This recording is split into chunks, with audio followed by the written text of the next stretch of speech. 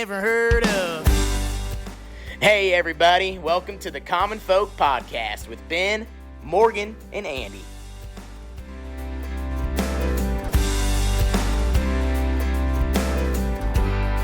All right, welcome to Common Folk. We're back. We're here. We're back at it again. It's been a couple of weeks. It has. We're lucky we had some other interviews up our sleeve to keep feeding the beast. Right, there, right, weren't we? yeah. Yeah. Yep. Good to be back in the studio, though. It is. It's probably put this out this week, you think? Mm-hmm. I think so. So it's April.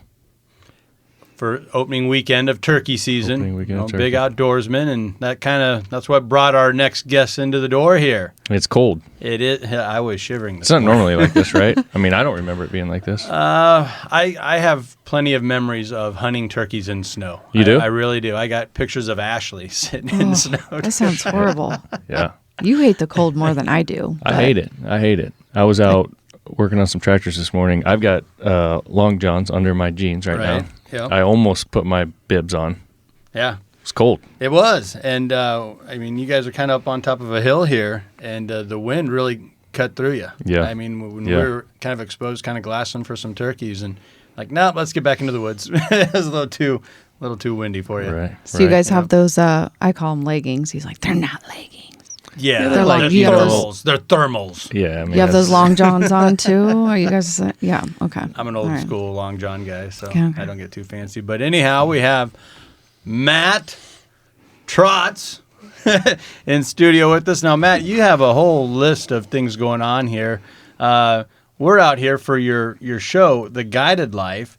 And, you know, I'm a guide, so that all kind of worked itself out. But, Matt, welcome to the show. Well, thank you so much for having me. I appreciate it. I'm glad to be out here in Nebraska, and I do apologize if I brought the cold weather from Wisconsin. You probably did. Yeah. It sounds like you ran into it in Iowa. I did. And he brought it with, yeah. So when I left Wisconsin, it was 30 degrees, and we had 0 snow. And halfway through Iowa on my way here in my 8-hour drive, I hit rain, snow, and the temperature dropped from 46 degrees around Dubuque to 33. Ugh. No. And I was like, It's Matt's come fault. on, dude. It's Matt's fault. It is. Totally Have you blaming called- it on you. Have you called back home? Is it snowy there? Yeah, so it did. I Yeah. was seeing some. I actually have a cell trail camera, and it's funny. It's my wife is a dental hygienist, and her dentist was kind enough to let me put the trail cam behind their office. And I get all kinds of critters like deer, coyote, bobcat, so on and so forth. But yeah, when my trail camera sent me some pictures this morning, there was snow on the ground. Nice. Wow. So I just can't get away from it. Like No. it's been just a crappy spring all over. It sounds like. Yeah, you know, and what's kind of a killer is it will warm up. Like, didn't we have a day in the 90s early last Yeah. week? Yeah. And then it plummeted right after that. So, I mean, it just kind of throws a wrench into the natural progression from spring to summer. And it kind of goofs with, like, turkeys, for example, since that's what we're after here. Their daily routine gets interrupted. And it's hard to pattern them out. I mean, I've been out here a lot the last couple of weeks trying to pattern them out a little bit for us. And they're here, then they're gone. They're there, then they're gone. Like it's been tough sledding. You can see, indicators of spring in that. I mean, up here in front of the place, there's flowers blooming everywhere. Right. I mean, Yeah. stuff's probably going to get stung and die, but it's crazy. And you could tell that these turkeys are ready to get out. Those toms are ready to strut. You know, that's kind of their gig. This is their time. This is their time. Time to shine. Showtime. It's the best time. I mean, right? The world's waking up. We're coming out of a winter. Depending on here in Nebraska, I was talking to Andy earlier. You guys didn't get nearly as much snow as maybe you normally do. No. Yeah. In Wisconsin, we kind of had a drier winter as well. But I mean, it's been lingering, and so it's cool when you go out and like you said, I mean, you start to see the flowers. You start the animals start waking up and start coming out of the hibernation or whatever like that. But yeah, dude, this is my favorite time of year. I love spring. Like I've been turkey hunting forever. And I got a late start into hunting in general. Like my brothers hunted and things like that, but I didn't really start hunting until I was like 14. And when in Wisconsin, it's probably not as much different here in Nebraska. Yeah. People were hunting by like 10. It wasn't legal when I was 14 to hunt. I think you had to be 12 in order to start hunting on your own. But I got into it late. and it's just been nonstop ever since that time. Have you ever hunted in Nebraska before? Mule deer hunted. Okay. A couple Like buddies out and west. we went out to like the Valentine area Gotcha. on a late season muzzleloader hunt, and that was the same thing. Like we brought cold weather for that hunt too. Like that was right around It's you. Christmas, and we left Wisconsin, and it was like negatives, and the whole entire drive out, it was negatives. Like we were driving into a west wind the whole way. Like when we got to that Valentine area, I think it was like negative 25. God. It was miserable, man. Nasty. And for a Wisconsinite to say it was miserable. See, the thing that's different here, you guys have like a lot more wind, it seems like, than what we have back home. And I shouldn't say that, because as I left, we had a couple of blustery days, but it's just like Andy said, we got your timber today, and we went on the ridges or whatever you want to call them, and it was gusted. Yeah, it was. And I just feel we're part of that wind belt where you think of Kansas, Oklahoma, and Nebraska's right in the middle of that, maybe on the northern side, but it gets windy and it'll stay windy. It can just kill a day. I feel like we talk about the wind quite often. Oh, it would be so great if it wasn't windy. Well, it is again. Yep. Yeah. Yeah, it makes it rough. Did you, when you guys went mule hunting, did you guys get one or? Yeah, we shot a couple of whitetails. Okay. We came looking for a trophy, but with the weather the way it was, we were just looking to fill tags. Yeah. So the very first evening, we were kind of driving around some of the parks around there, the national parks or the public land, I should say. And it was like the end of the first night, and I ended up seeing a whitetail doe, and I'm like, I'm shooting it. Mm-hmm. You're like, really? Yeah. We drove all the way here. You're going to shoot a doe? I'm like, yeah. And I'm really glad I did, because Freezer don't care, dude. no, we saw a really nice like whitetail 10-point, and when we were hunting, we saw more whitetails than we do mule deer at the time. Yeah. But I shot my doe the first night, and then I think we ended up shooting a small whitetail buck, maybe another whitetail doe, and then a mule deer doe. So I think we went 3 for 4 or we went 4 for 4. And one guy just wanted to be picky. He's like, I'm looking for horns, and that's it.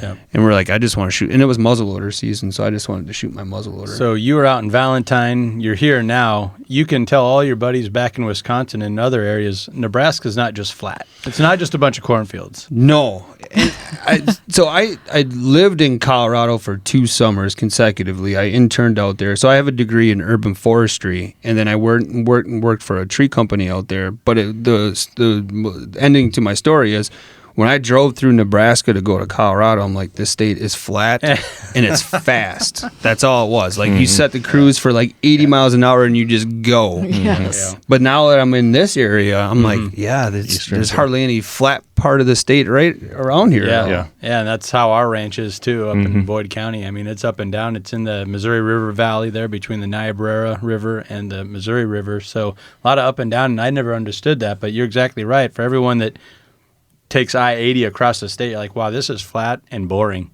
There's nothing going on here. Yeah. We don't Morgan's been trying to get into deer hunting. I've never been a deer hunter. Andy is, obviously. He knows this stuff pretty well.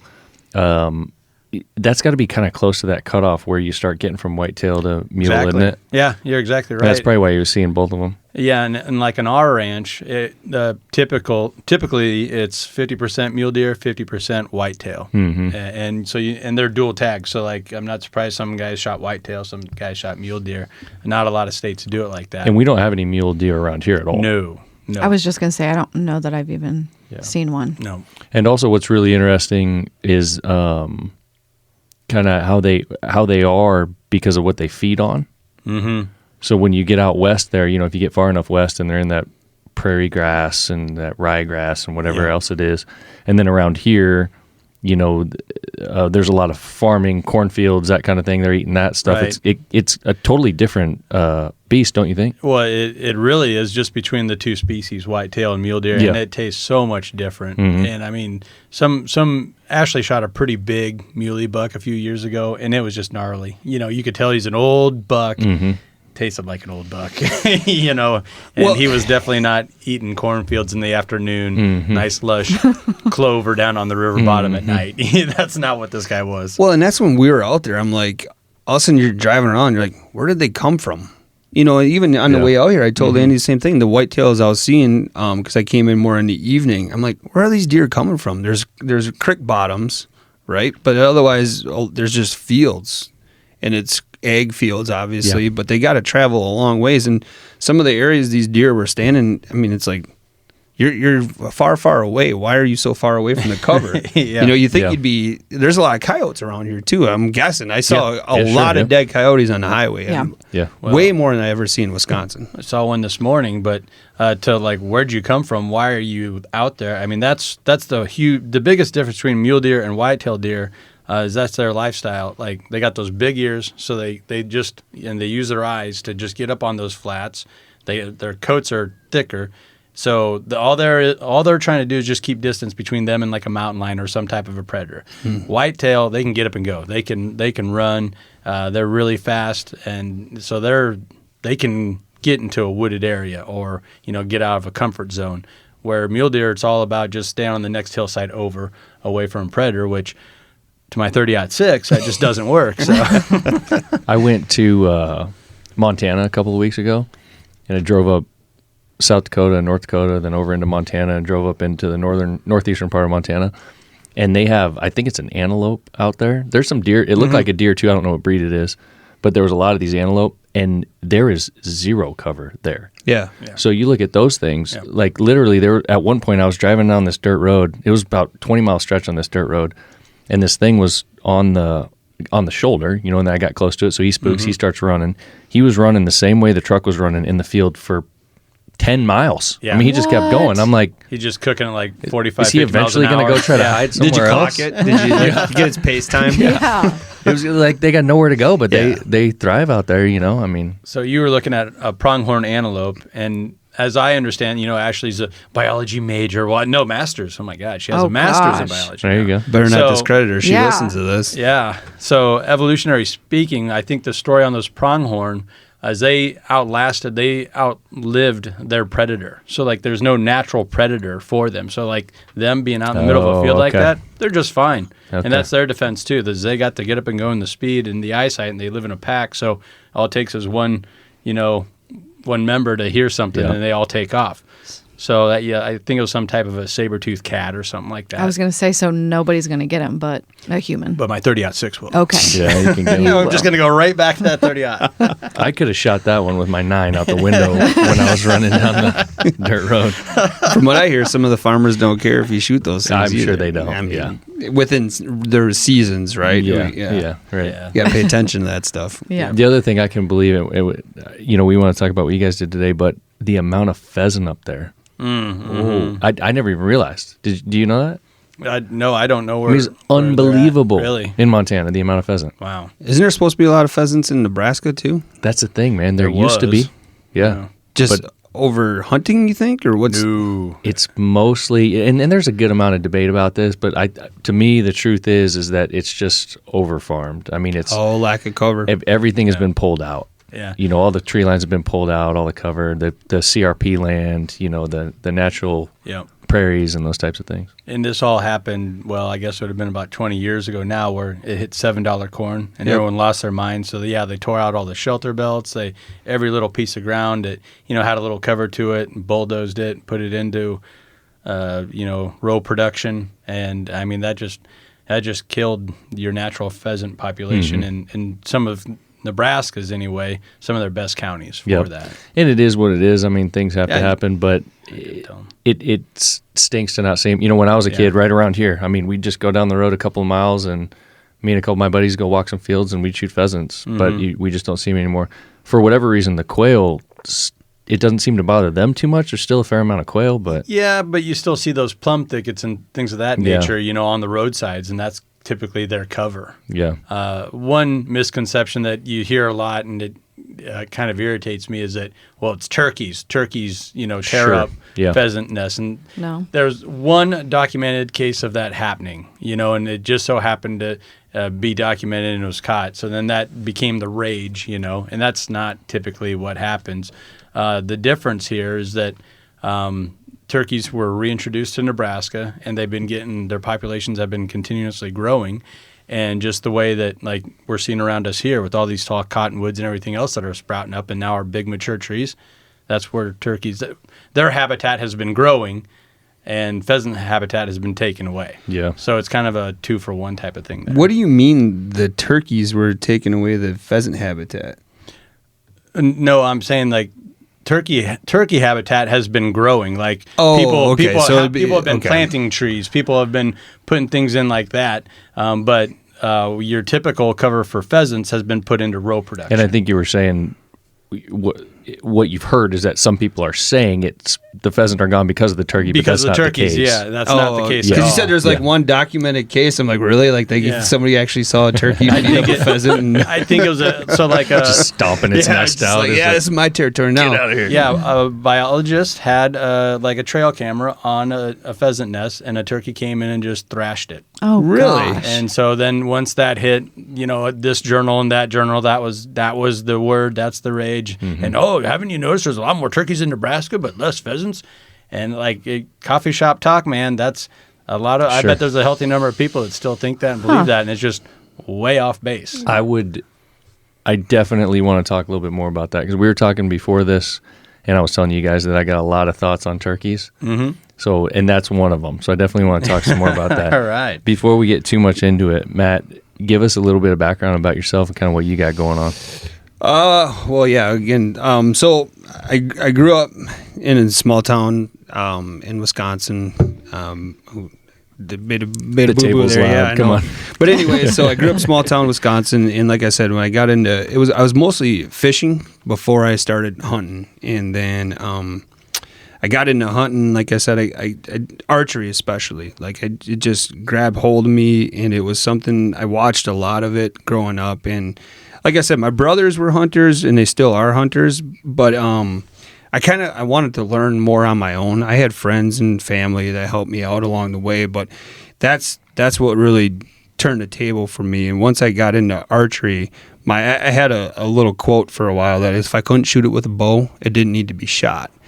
And it still rings true. Like archery is still my favorite, but growing up, I did it and I had some success. I actually missed way more bucks than I ever shot right away with my bow, which is just natural. Mm-hmm. I mean, tendency is to try to watch the arrow in flight because it's not only is it cool, but you want to see where you're hitting it.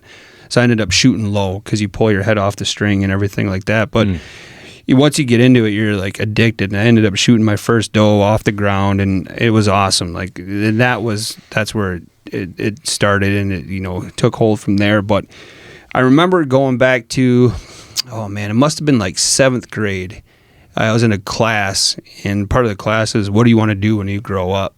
And I'm like, well, I want to be an outdoor TV host. And you kind of, funny stuff. But like, that's what I wanted to do. I watched it, like, it just engulfed my life. And fast forward, I went to school, like I said, for forestry. Went to a tech school in Wisconsin, and I was in the green industry, the landscape industry, for like 10 years of my life. And I loved it. I loved working outside. I was never really an office person. Even you're younger, you just want to play outside and be outside. Yeah.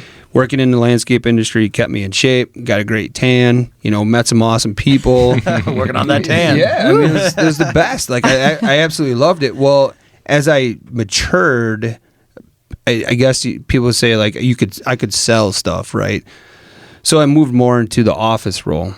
And I liked that. I like working with people. I like the opportunity to, what do you want? Let's make it happen, and not try to like sell you on it, but let's work together. Let's teamwork and make this really happen. Fill a need or whatever. Yeah. Sure. Yeah. Yep. But the landscape industry is like, it's not necessary. It always amazed me how much money people spent on their landscapes. Yeah. And I'm like, man, and then so that kind of transition. I also worked in the lawn care industry too, with my degree, but I was always on the tree side of it, everything, trees and shrubs, kind of like a tree doctor, I guess you could say. But just hearing the stories of where people put grass and how much money people spent on maintaining their lawns and things like that, I'm like, yeah, it's cool, but it's not the world I want to be in forever and ever. So fast forward, I had recently just got let go from one job, and I was kind of on a year hiatus where I was like bartending and just doing things to pay the bills. And a landscape company in the Fox Valley took a chance and hired me in October. And why that's a chance is because in October, most landscape companies in Wisconsin are letting people go. Oh, yeah. Sure. They're not letting them go, firing them, but we're ramping up. We're fall cleanup, and then we're winter time. Either because if you didn't plow snow, you had to, you got laid off. Yep.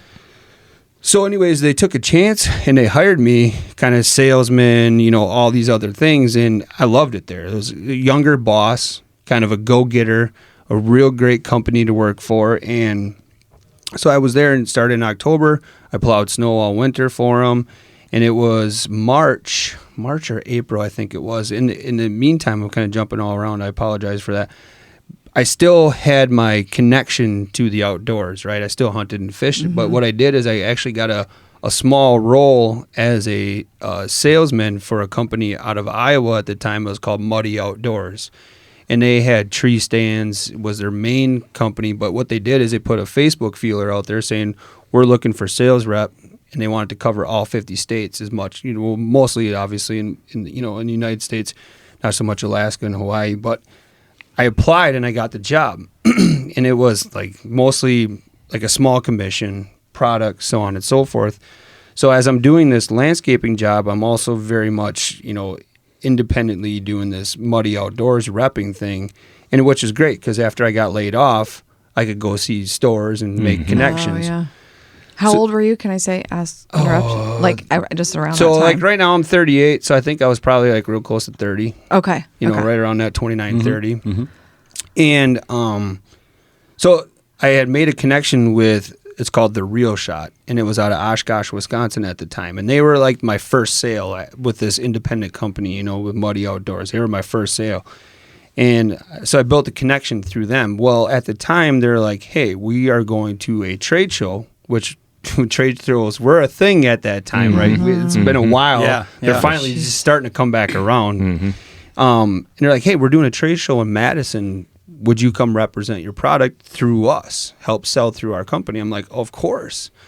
So I went down to Madison. I had a buddy that was living down there at the time, and I stayed with him. But we were there, and I was working for them for Muddy, and something I did, and I know exactly what it was, but I caught the owner's eye who was with me. With us, it was Mark Druick was there, who was the store manager and still is the store manager. He's been the longest employee of The Real Shot. He's 10 years. There's only one other person that's been there for 10 years. So it was Mark Druick and the owner Brian Keller. We were in the booth together, and I could say, hopefully my wife doesn't listen to this one, but there was a pretty attractive younger lady, and I was single, right? And she was walking around with some of her friends, and so I grabbed a shirt and I gave it to her. And, I think I ended up getting her phone number, long story short. There you go. So the owner's, the owner's like, what did you say you do for a living? And I said, I'm in landscape industry, sales. He's like, well, here's a funny thing. He goes, I'm opening a store in Appleton, and you would be an awesome fit. And I'm like, wow, I appreciate that. That's really awesome, but I'm going to have to tell you no. My dream job, working in the sporting good industry, and I say no.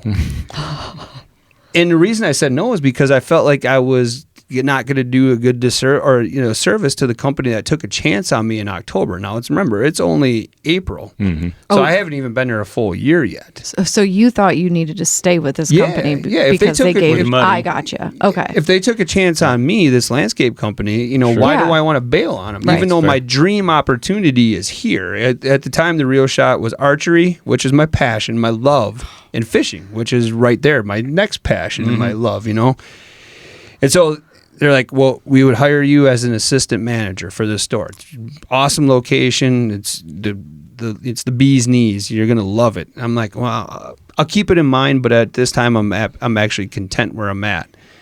And he's like, okay, well, here's a card. You think about it, and you let us know if something changes. And I talked to my sister. My sister's like, obviously my parents, everybody's huge, but my sister is like the one I could go to with like career choices and stuff like that. And I talked to her about it, and she's like, are you dumb? And I'm like, well, here's the other thing. Like, they're offering me a little bit less money than what I'm making right now. And the one thing that I knew this, but I didn't really know it at the time. She's like, it ain't always about the money. Mm-hmm. I'm like, yeah, you're right. She's like, it's an opportunity to do exactly what you love. You might make a little less money, but every day you wake up, you're doing what you want to be doing. Mm-hmm. And so it was April when the opportunity came, and I was hired at the Real Shot in July. So I was really scared to put my 2 weeks in because my boss was, the boss at this landscape company was like short, former wrestler, fiery type of guy. Like, he's like, yeah. So I was really nervous, and I had actually talked to a couple other people at this facility at the time, and they're like, he'll understand. Just sit down with him and talk to him and tell him it's what and he did. And I stayed friends with him for, it must have been 2 years afterwards. He actually bought stuff from me at the store and everything like that. But yeah, so it was, the store was supposed to open in August. I started working in July at the Real Shot in Oshkosh as a training and everything like that, getting kind of up the pace. And then we opened the store in August, and this is August of 2013.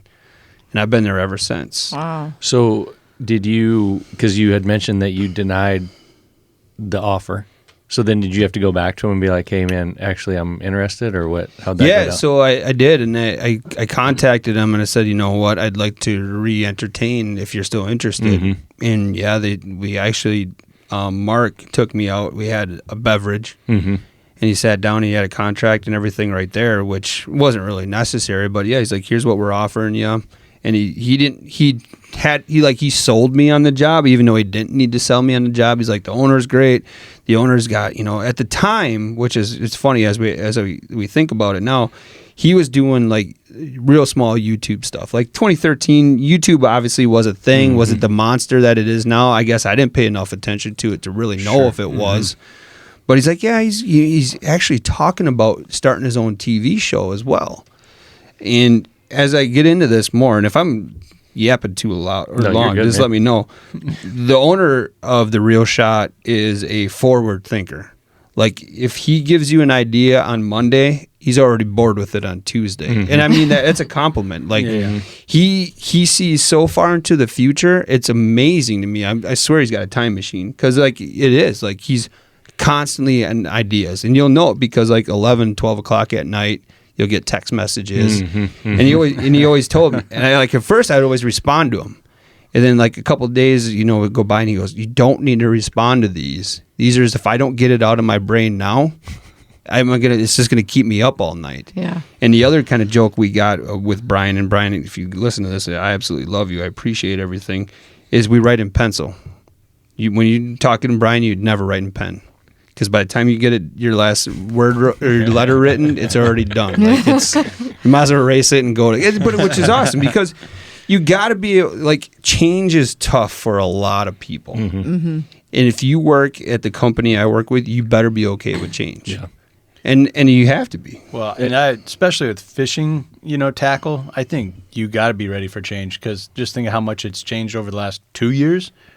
With big swim baits, there's just so many options out there, and man, people, they're willing to die on a hill for this, for that, and you guys got to supply this or that. I just think about opening a bait shop, just a small bait shop, and I would just think half the people in there would be like, well, you don't have this, you don't have that. Oh, it's so many options.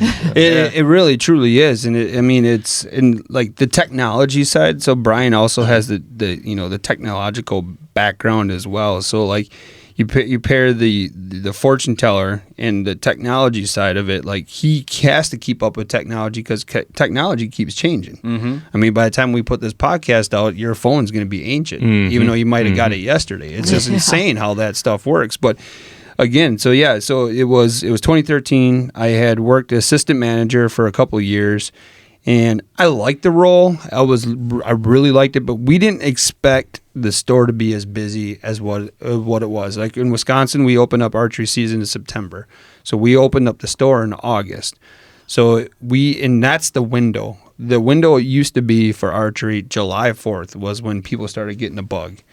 We're at the 4th of July, summer's on the end, kids are thinking about going back to school, dads, moms, kids, whatever, are starting to think about archery.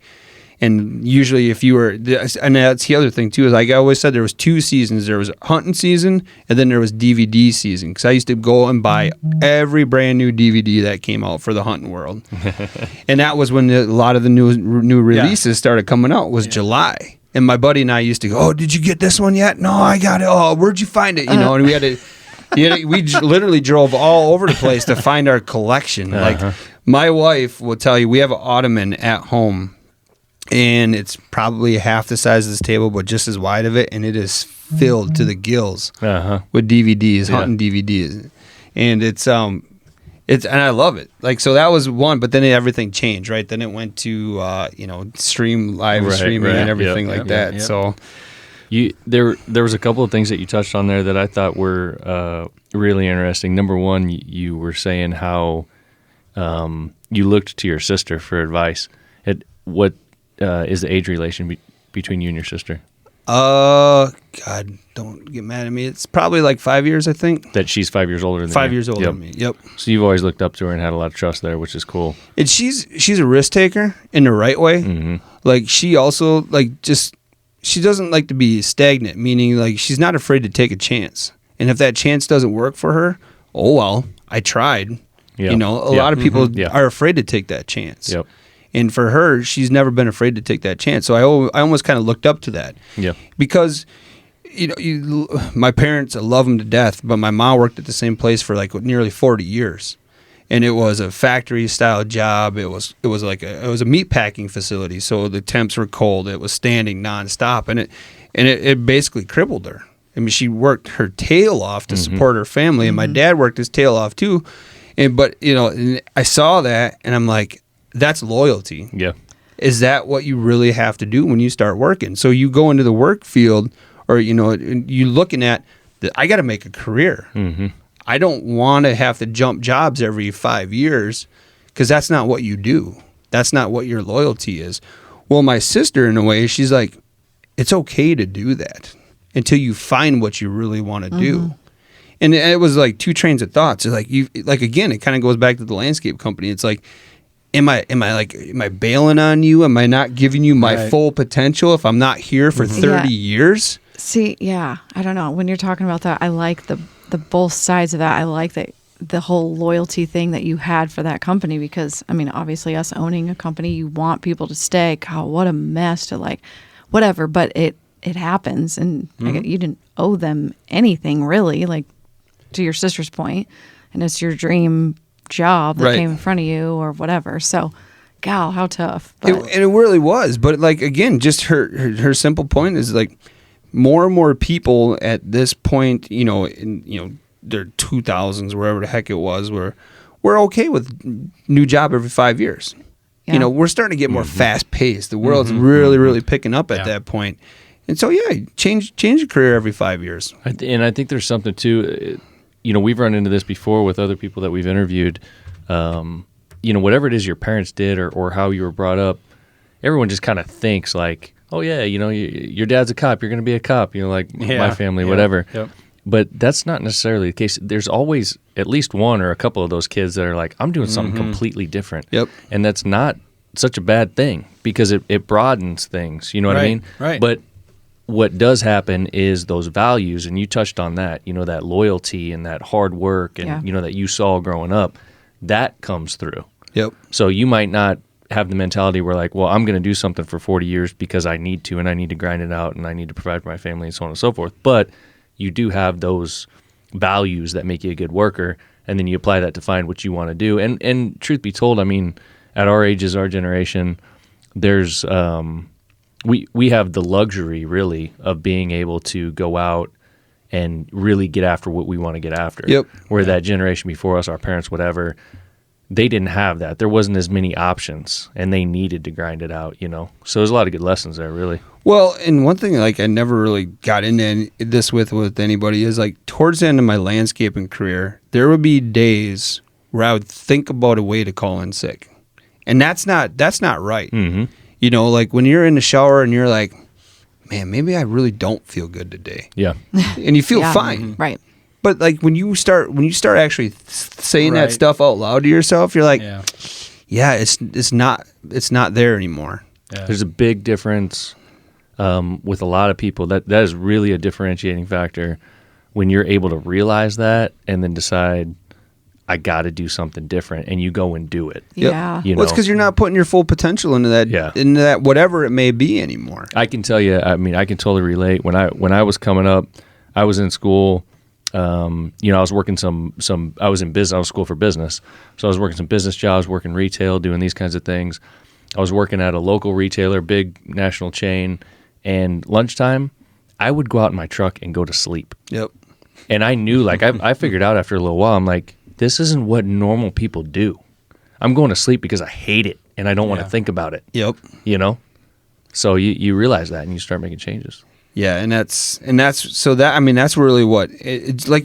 It's so crazy how small the world really is, and how everything does really truly happen for a reason. Like I have to tell my kids this too. It's like, again, I apologize, I'm jumping all over the place, but like I didn't realize that my parents were not wrong until I was like 22 years old. You know what I'm saying? Like you're growing up your whole entire life. You're like, you don't know what the heck you're talking about. And then all of a sudden one day, I swear it had to be like 22, 23. It just slapped me right across the face.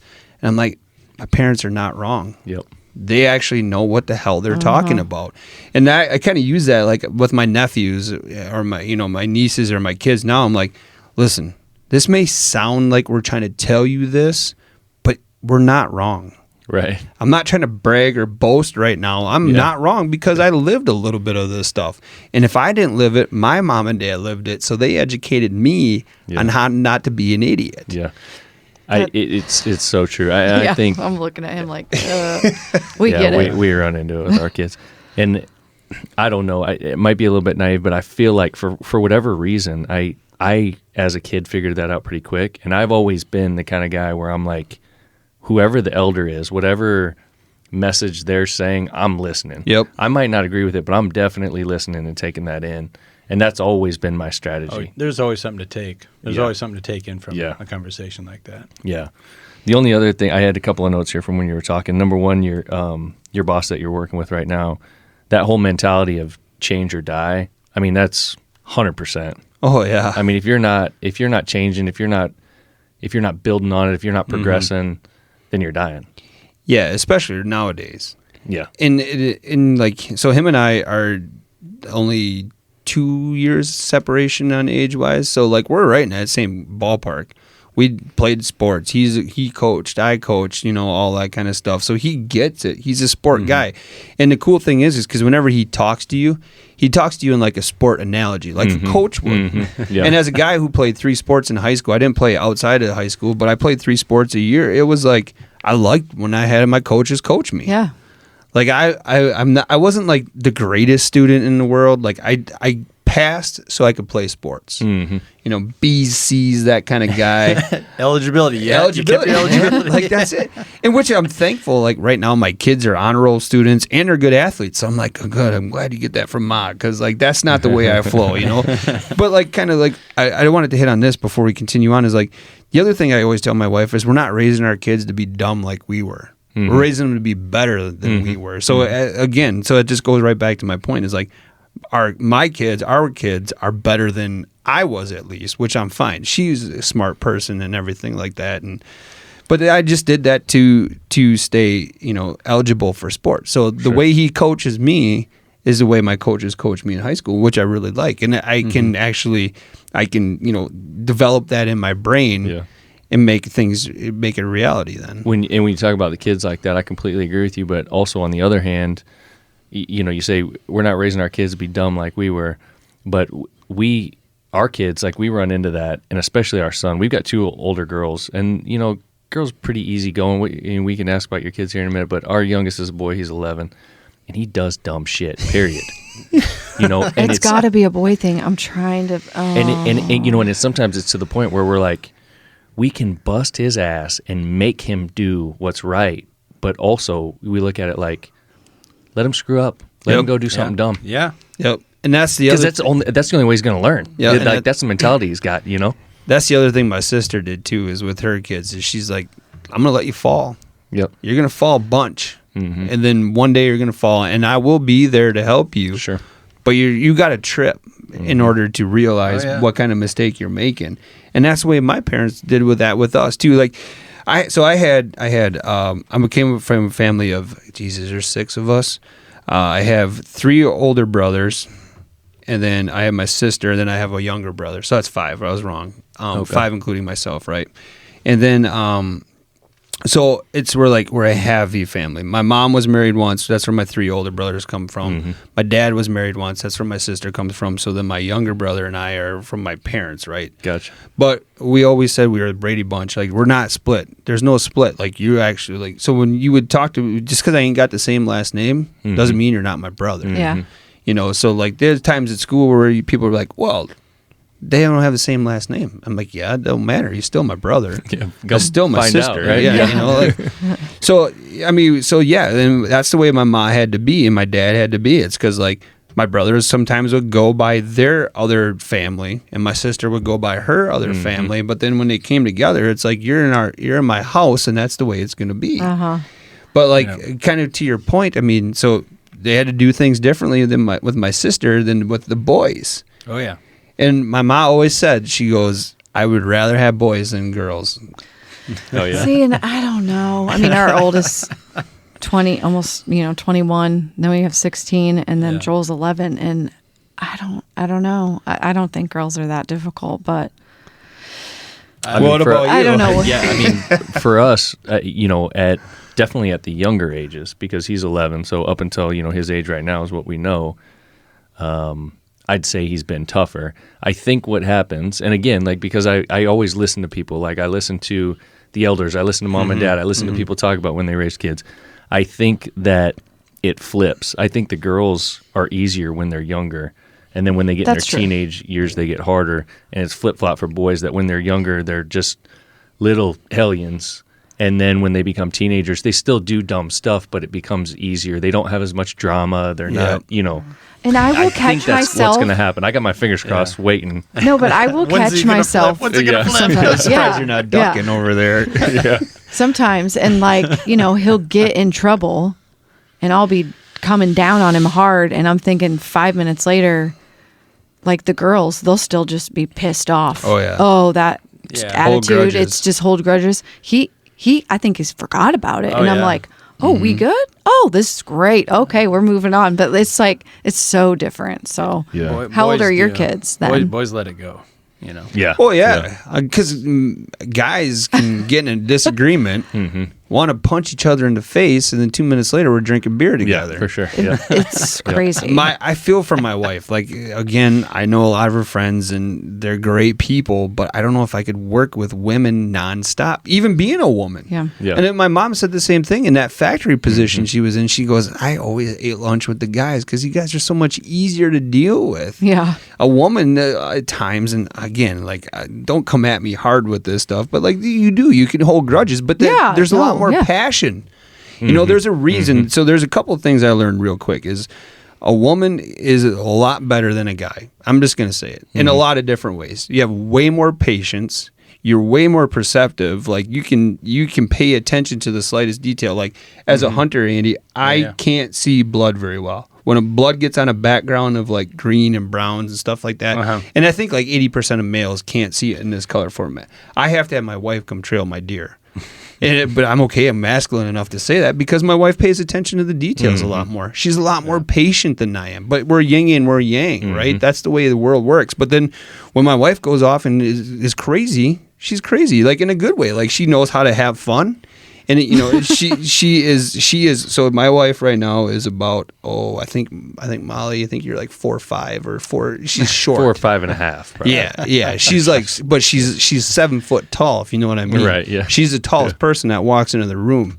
And like growing up, you heard a lot of boys were men say, "Well, my mom was only this tall, but man, she would whoop your ass if you said something wrong." Well, that's the way my wife is. Yeah. She's a spitfire. But like I had, it was funny because I commented on something on Instagram or something like that. And I can't remember exactly what it was. I'd have to look at my phone. But another guy said like, "Oh, my wife said the same thing," But I'm like, yeah, but they're also the tallest people in the room at times. Like, and it's fun, and I love her to death. And again, we're like yin and we're yang because we both have that outlandish personality, but like there's times where if I'm the reserved one, you know that things are a little bit weird. Like, because normally she's got to rail me in, but if I have to rail her in, the world's flipped. You know, it's at a different level. But to answer your question, 14, 16, and 18. Okay, yeah, so that's close. But yes, us ladies can be crazy. I mean, That's the truth. it is. I've been pretty tight-lipped over here. Oh, You're the smart one. See what I'm saying? Come on. no, I mean, let's be real. My brother-in-law has a saying that I keep thinking of as we go through this talk, and it's, boys don't forgive, but they'll forget. Women will forgive, but they'll never forget. Wow, I like that. That That's is pretty really true. good. So yeah, you can apply that to a couple of experiences you probably had over the years. You know, Makes sense. we're tough. Yeah, I think I was right. You think you're right. Let's have a beer. Right. You know, and then a lot of times women are the opposite side. Oh, hey, how you been? Oh, I miss you. Like, Is there any way to get those on shirts before we leave this Totally. week? Yeah, we'll put that together. that quote. Yeah. So, but you have the girls and boy? So Or I have just- one girl and 2 boys. Okay. And my daughter is a 14-year-old. Okay, so you think boys are easier. That's what we're back to. Because I'm a male, right? I'm saying I'm a male, so it's got to be true. Like the things my daughter is starting to experience, and the way my daughter is starting to talk right now, it's like you never thought that day would come, right? Right. Yep. You know, like the trends now of clothing and apparel that we're starting to wear. Yes. And you're finding yourself being like, you're not leaving the house. Tighter, shorter. Yeah. Yeah, You're all not of leaving the these. house like that. less material. Yes. Like, we just had this conversation. It must have been like a minute ago, but it was she came downstairs and she had a hooded sweatshirt on. Fine. But then you're like, oh, okay, we're going this place. Okay, I'm ready to go. We're like, no, you're not. You ain't got no pants on or nothing. She lifts her. I got shorts on, but you couldn't even see them. I always say that to our 16-year-old. And she has an oversized hoodie. I'm like, you got shorts on? Mom, duh. But I always just got to check her. But shorts nowadays are spandex. Yep. Yeah. I mean, those are underwear. Yeah, pretty Yeah. much. Yeah. Yeah, I know. It is crazy. Okay. That's good to hear. Okay, though. but then again, like my boys are wearing holy jeans. And you had to earn those holes. Right. Yeah. Right. Yeah. Right? Yeah, you Get didn't out buy 'em there. that way. Yeah. Yeah. I didn't buy them that way. I freaking wore them outside and got them dirty and ripped holes in them by crossing a fence or, Yep. throwing something around and I snagged them on it. And actually, if you had a hole in them, I don't know if it was like this for you guys, but Grandma would sew a patch on the inside of the hole. And so that you didn't became a actually trend. you didn't have a hole anyway. It had a patch It on had a it. patch in it. Well, it had scars, just like, how a lion, gets scars on its face from fighting and winning the pride. That was kind of like your jeans. The more scars the jeans had, Yeah. Cooler, yeah. yeah, but now they're spending silly money on that stuff too. It's like, real. and the jeans are Wild. getting tighter. I don't know, for guys. Yeah. Oh, yeah. Somebody told me, one of the fishermen I know that actually lives, I think he's in North Dakota, said that the tight roll's coming back. Yeah, I've seen it. You Yeah. know what the I tight don't know roll what is? that Yeah, on the jeans. You So like kinda I fold think it over and 80s, 90s, like when you used to roll your jeans at the end. Uh-huh. Yeah, that's coming back. So did that, but that was like a loose fitting jean, wasn't it? Or not? Yeah. Yeah. Because you had to fold them and then oh, I could do it right now. and roll it up. You want me to show you? No. Okay. You can put your So the tight roll is coming back. boot up on the counter and All that stuff always, everything comes back around. It does. Always. It really Yeah, does. it Because always- like I think stonewash was a thing for a while, right? Is that Yes. back again? And Probably. bell bottoms. acid wash and all that. Yeah, the bell bottoms came back around. Even like brands now, like they should just be dead on a shelf, but they recycle, they come back because it's vintage, it's cool, Yep. and so it's like not even just like a stonewash type of jeans, but the brand that actually made those kind of famous, like they come back too. It's wild. When are Jenkos gonna come back in style? Do you guys remember those at all? Junkos, those big No. baggy I, jeans. I remember the name, but I don't think I remember seeing So it. the pocket was about this big on the butt, I'm gonna look and then it up. they were What? the Junkos. bell bottoms. But Yeah. who wore them? Just your average dude? All the cool kids that could turn a wrench, that had the cool cars, the loud cars. Oh. Your biker guys, your grunge guys. Okay. It kind of went hand in hand with like Pearl Jam, Nirvana. Yep. They just kind of took it Because to another you wore them extreme. with Vans. Oh, yeah. You had to have Yep. Vans, so it's kind of Yep. like the skaterboard click. Okay, that's what I was wondering. Okay, yeah. And I couldn't never afford Jenkos, so I bought the Target brand. They were called Utility. Oh yes, utility. So I I had the forgot about utility utilities. brand. Wow. Yep. Oh man, I found them. Yeah. Oh, Dude. they are back. JNCO. Is Yeah, that what it was? I think that. Junko. You, how do you say it? We always called them Junkos. Oh, 'Cause it's saying they Clown you thought they Posse were or what? junky? I mean, it's got to be that, Well, right? That's exactly it. what you're looking Yeah. at. So they are Yeah. coming back. Wow, new arrivals. Dude. So you could probably go in your closet, Andy, and you could probably make a mint selling your. No, I never had any of No. those. These No, you things are don't. over $200 a pair on this Yeah. website. Yeah. Dude, they were the. That's Are why you went to Walmart. Ben, you're about our age, right? yeah, I'm we're 40. 40. Was things different in Nebraska, or Man, honestly, like we weren't. You had that crowd. You had that crowd in your I'm high sure school. they If I were had it in around. my high I'm sure they school, were around. I know you yeah. did. a lot of times? I guess I just didn't pay a whole lot of attention to it. I mean, we were where we're sitting right now. That house next door is where I grew up. Okay. So we were down here, but we went to school in a little bit bigger town, just a little bit north, because that's where my dad was a cop. So he drove us up there every day. It was more populated, regular suburban type area. Yep. You know what I mean? So we ran into a lot of kids like that. I think my class was 350 people or something like that, which is a pretty good sized class. Yeah, it's a big class. And there was 2 high schools in the town. Wow. She went to the other one. That's yeah. So it was a The pretty better good, one. Yeah. Right. Yeah. Is that how? So were you like East Side, West Side Yes, rivals? That's exactly what it Yeah. was. Yeah. Yes, East and West, yes. Yeah. Yep. Yeah. But I mean, I spent most of my time down here and doing these kinds of things. But you know, my crowds were always like more kind of outdoor stuff. Yep. You know, we were all truck guys. My high school truck's in the garage out there that we're trying to Nice. restore for my son. You know, that kind of thing. So definitely we ran into stuff like that. I mean, I hung out with a bunch of people that. Yeah. I mean, but I just don't really remember it. I guess I didn't. Yeah. I never really paid a lot it of was- attention to it. I think that's the thing with a kid. You know, when you're that age, you're not thinking like, Right. oh, all these trends and stuff, especially a guy. I mean, that's what we're talking about between the guys and girls. Like the Yeah. guys, for the most part, although guys nowadays have changed a little bit, but Yeah. I think yeah. Yeah. at our age, Really? That's another podcast. That's a whole Yeah. other podcast. I told you not to go down that hole. yeah, I think at our age we were just kind of like, yeah, you know, this is great, whatever. Hey, if that floats your boat, cool. So I'm trying to remember, Andy. Like, again, don't hate me on, but that was like Rage Against the Machine type of fan. Corn. I was big. No, Corn. That those guys wore those type of jeans. As far as the music Yeah. goes, I loved that. but stuff. that was Yeah. usually Yeah. what was associated Sure. with people Yep. that were Yep. the Jenko brand. And, Yep. And they had all those CDs. Remember those CDs? Oh yeah. Oh, yeah. CDs Those are things. because you had Yeah. a sleeve. Remember, you never kept the cases. 100%, yeah. You got a sleeve. Yeah. Remember the visor Yep. sleeve? Yeah, We still have his like packs of Yeah. Yeah. So like. yeah. I sleeves. have a CDs. Billy Ray Cyrus CD. Whoa. I got dude. I It's still gonna be listen worth to it a every lot. once in a while. I absolutely love it. I don't think I have a car anymore that'll play a CD. I have my Subaru. Does it? Plays a CD? Yep. Well, our daughter drives one that's it's like a 2011, and that I does think have there a is CD a CD player in there. Yeah, Yeah. that's a Subaru also. Yeah, Yep. I love Oh. my Subaru. But yeah, CDs, Crazy. man. Yeah. But Billy the- Ray. now you I think- can't believe the thing still plays. Yeah. I mean, the disc itself, it's not all scratched up and skipping and stuff.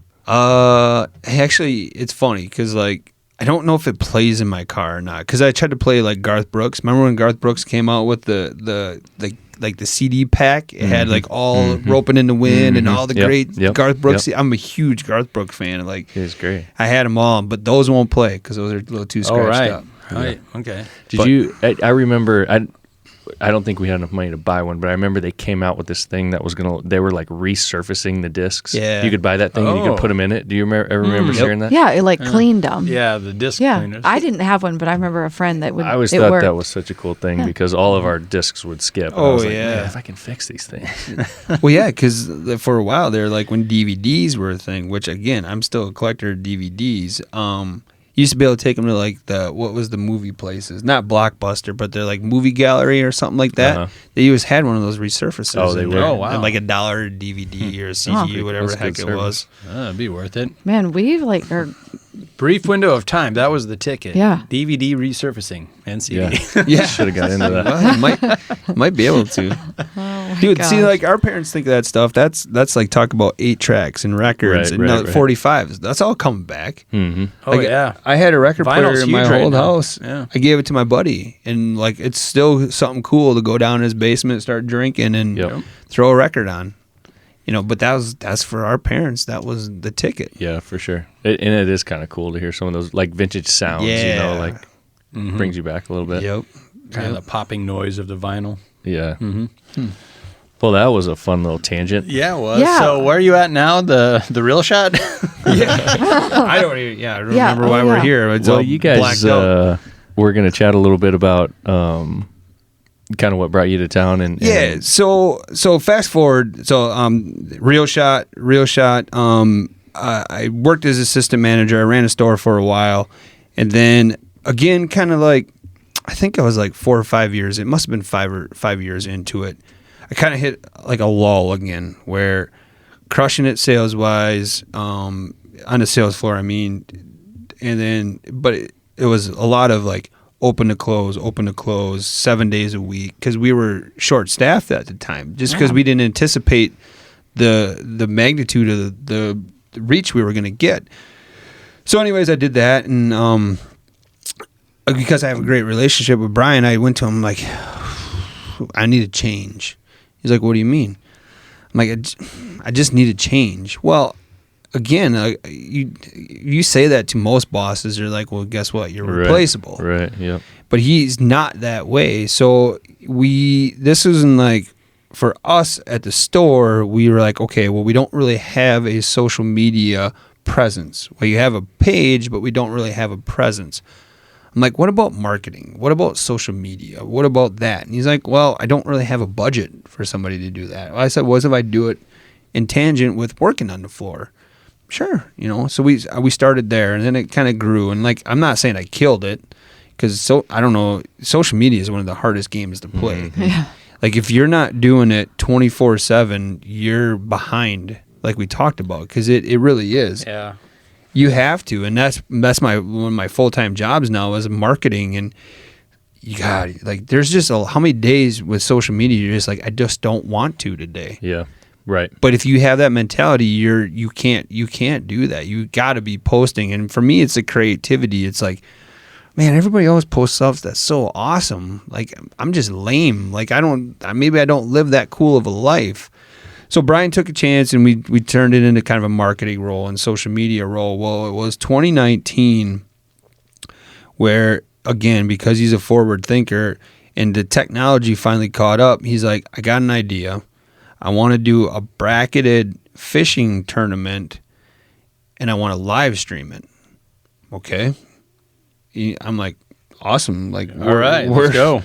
Cool. How am I a part of this? Well, we're going to host it, and I need somebody to talk about it. I'm like, well, like I know about fishing, but I don't know about fishing. Like I'm not on the caliber of some of these anglers.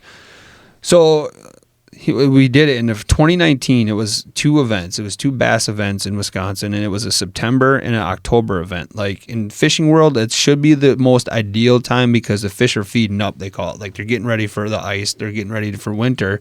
So they should be a really good bite. Well, in typical head-to-head fashion, cold, rainy, windy, terrible conditions. Mm-hmm. But we live streamed the event, and we actually went Saturday all day, and Sunday we turned around and did the whole thing. So it was, the way head-to-head works at the time, it was 8 anglers, and they were single events, and it was like a bracket. So we had a pairing show. We seeded them 1 through 8.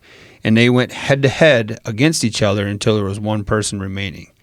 And so we live streamed Saturday. I think we started at like 7. We fished 7 to noon. They're 5-hour events, artificial lure only, catch-away release, all this kind of stuff. Again, because the technology needed to keep up with it. Plus, if you own a sporting goods store, you got to sell baits. If you use live bait, you don't sell a lot of live bait. Right? Yep. You got to Makes move sense. product. And Yep. as a push in the envelope, artificial only tournaments are a thing, but they're not as popular as using live bait, because at times live bait outfishes anything. Mm-hmm. So we did that. We started him and I actually, he brought his fifth wheel camper, and we stayed because he lived 45 minutes away. I live an hour away from where I work right now. So we actually slept in the camper. So we would get done. We went 7 to noon. We took an hour break, and then we went 1 to 6. And then in that time of year, we're losing light fast. So him and I would, by the time we got done doing everything, it was 9 o'clock. Slept in his camper in the parking lot of the Real Shot, and then did it all the next day. Jeez. And it was awesome. Like, we live streamed it. We actually had comments, and we had the chat opened up. And now we're not the original event to live stream fishing, but we're the first ones to bracket it. And we're the first ones to actually monitor and care about what the viewers think. Mm-hmm. And we had a couple of fans that watched nonstop all weekend. And we're not talking amazing numbers. There's maybe 100, 200 people on at one time. But for live stream events, it was insanity. Yeah.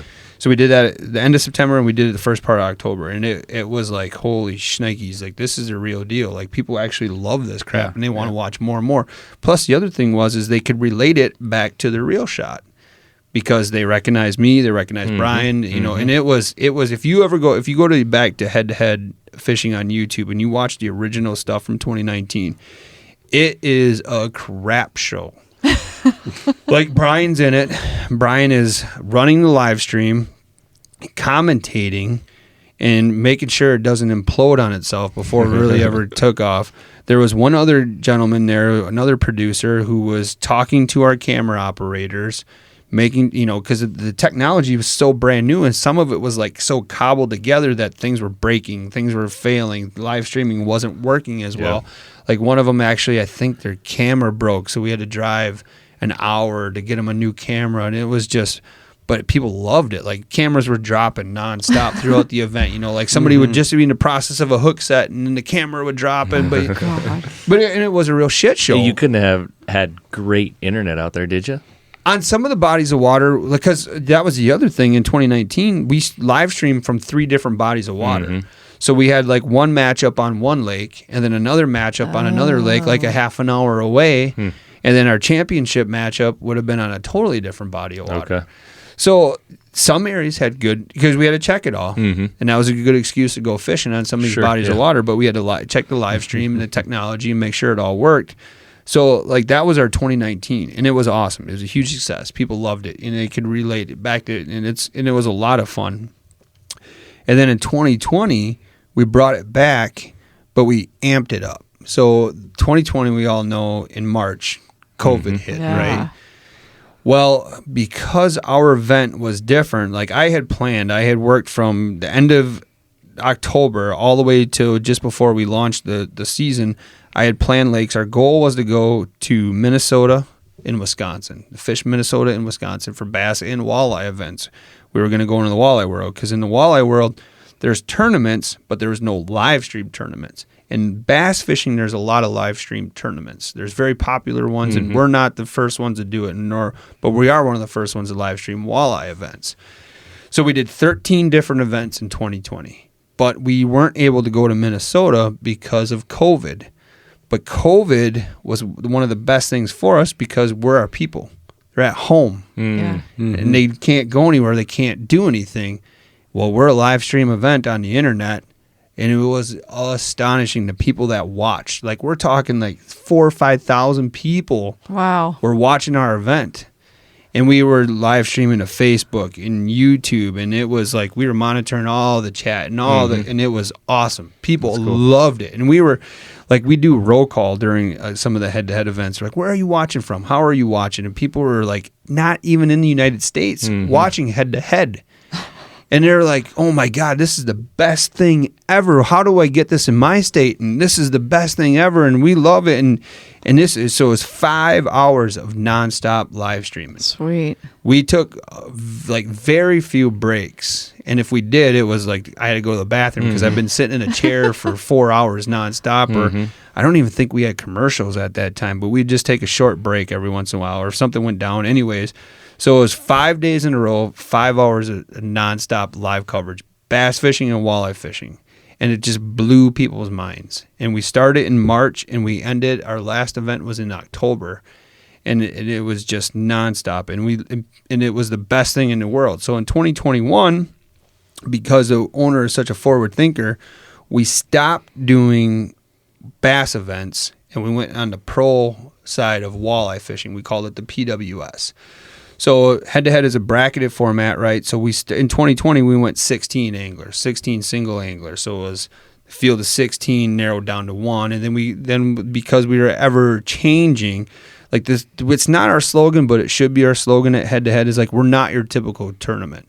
So if you're here to watch somebody catch the 5 biggest bass or the 5 biggest walleye, you're not going to be a fan. This is because we're every fish that's above 2 pounds, and we're catch, weigh, release. We're artificials only, and we almost, because like streaming and gaming is a thing, and people love that crap.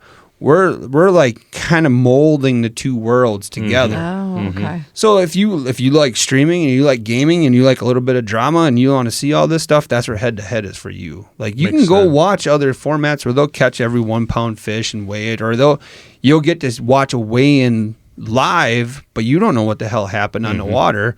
Well, the thing that people loved about head-to-head is they got to watch it right here, right now. They got to see you go fish that bait and actually know how to work that bait in an artificial lure instead of just putting on a leech or putting on a crawler or throwing a minnow out. You got to work that bait, and I can't hide it, the fact that I'm fishing this lure and how I'm catching fish on this. So it turned into education. And then myself and whoever was in the booth with me, we were doing our best. We call it armchair angling. Like, why the hell do you think he did what he just did, or they did what they just did? Well, in the chat was responsive to that. Some of them would argue against us, and some of them would educate. And it head-to-head turned into a huge education part as well. Like, and then it turned into, well, the Real Shot sells baits that these guys are using, so they could buy them directly from the Real Shot. Yep. So we're just feeding each other. Yeah. You know, and it worked. It was a giant infomercial, if we're going to call it something like that. But we're not force feeding it to you. I don't need to, because you're watching it work. Yeah. All I'm going to do is, here's a link. You want that bait? And I'll tell you what, just because you're a loyal fan, I'll give you 10% off right now. And it just got crazy. It got crazy. So we went to the Pro Walleye Series. We went from 16 to 32. It was still single events, but now it was a traveling team. It was a traveling format. So they fished Monday, Tuesday. We set the bracket on Wednesday. We called the grade 8. 8 anglers fished Wednesday, Thursday, Friday, and then the champion took home some big money. And it was big payouts. It was awesome. But the walleye world, for whatever reason, is just not keeping up with the times. And we thought we were doing that. And it just didn't work the way we wanted it to. And I shouldn't say that. The PWS was a huge success. But it's just like the demand, the outcry from the fans of head-to-head were like, we want you back bass fishing. We want you back in, Wisconsin. We want this and this. So this year alone, we're back to bass and walleye events. And it's in the state of Wisconsin. We got a couple in Minnesota. And it's back to the original 16, but now we're teams. We tried teams. The outcry was, we want to see team events. We want to see team events. So now we're team events. And some of the slack against head-to-head is like, we guys are ever changing. We're ever changing because we listen. It was like we talked about Yeah. earlier. Change the guy, right? You got to be flexible in this space. You got to be flexible. Because we listen and we make changes, they take that as a negative. And we're changing for the better. Now, there's got to be times when you got to make the change, right? You got to do it at a certain time, but like we change because we listen. Our angler comes to us after an event and says, you know what, I don't like this. This is kind of dumb. Well, if now you're just one, okay, I hear you. Now, if all of a sudden everybody comes to us, well, okay, fine. Let's change it. Why? Yeah. If you don't like it, I need you to fish this event. Our fans want you to fish this event. Let's change it. Yeah.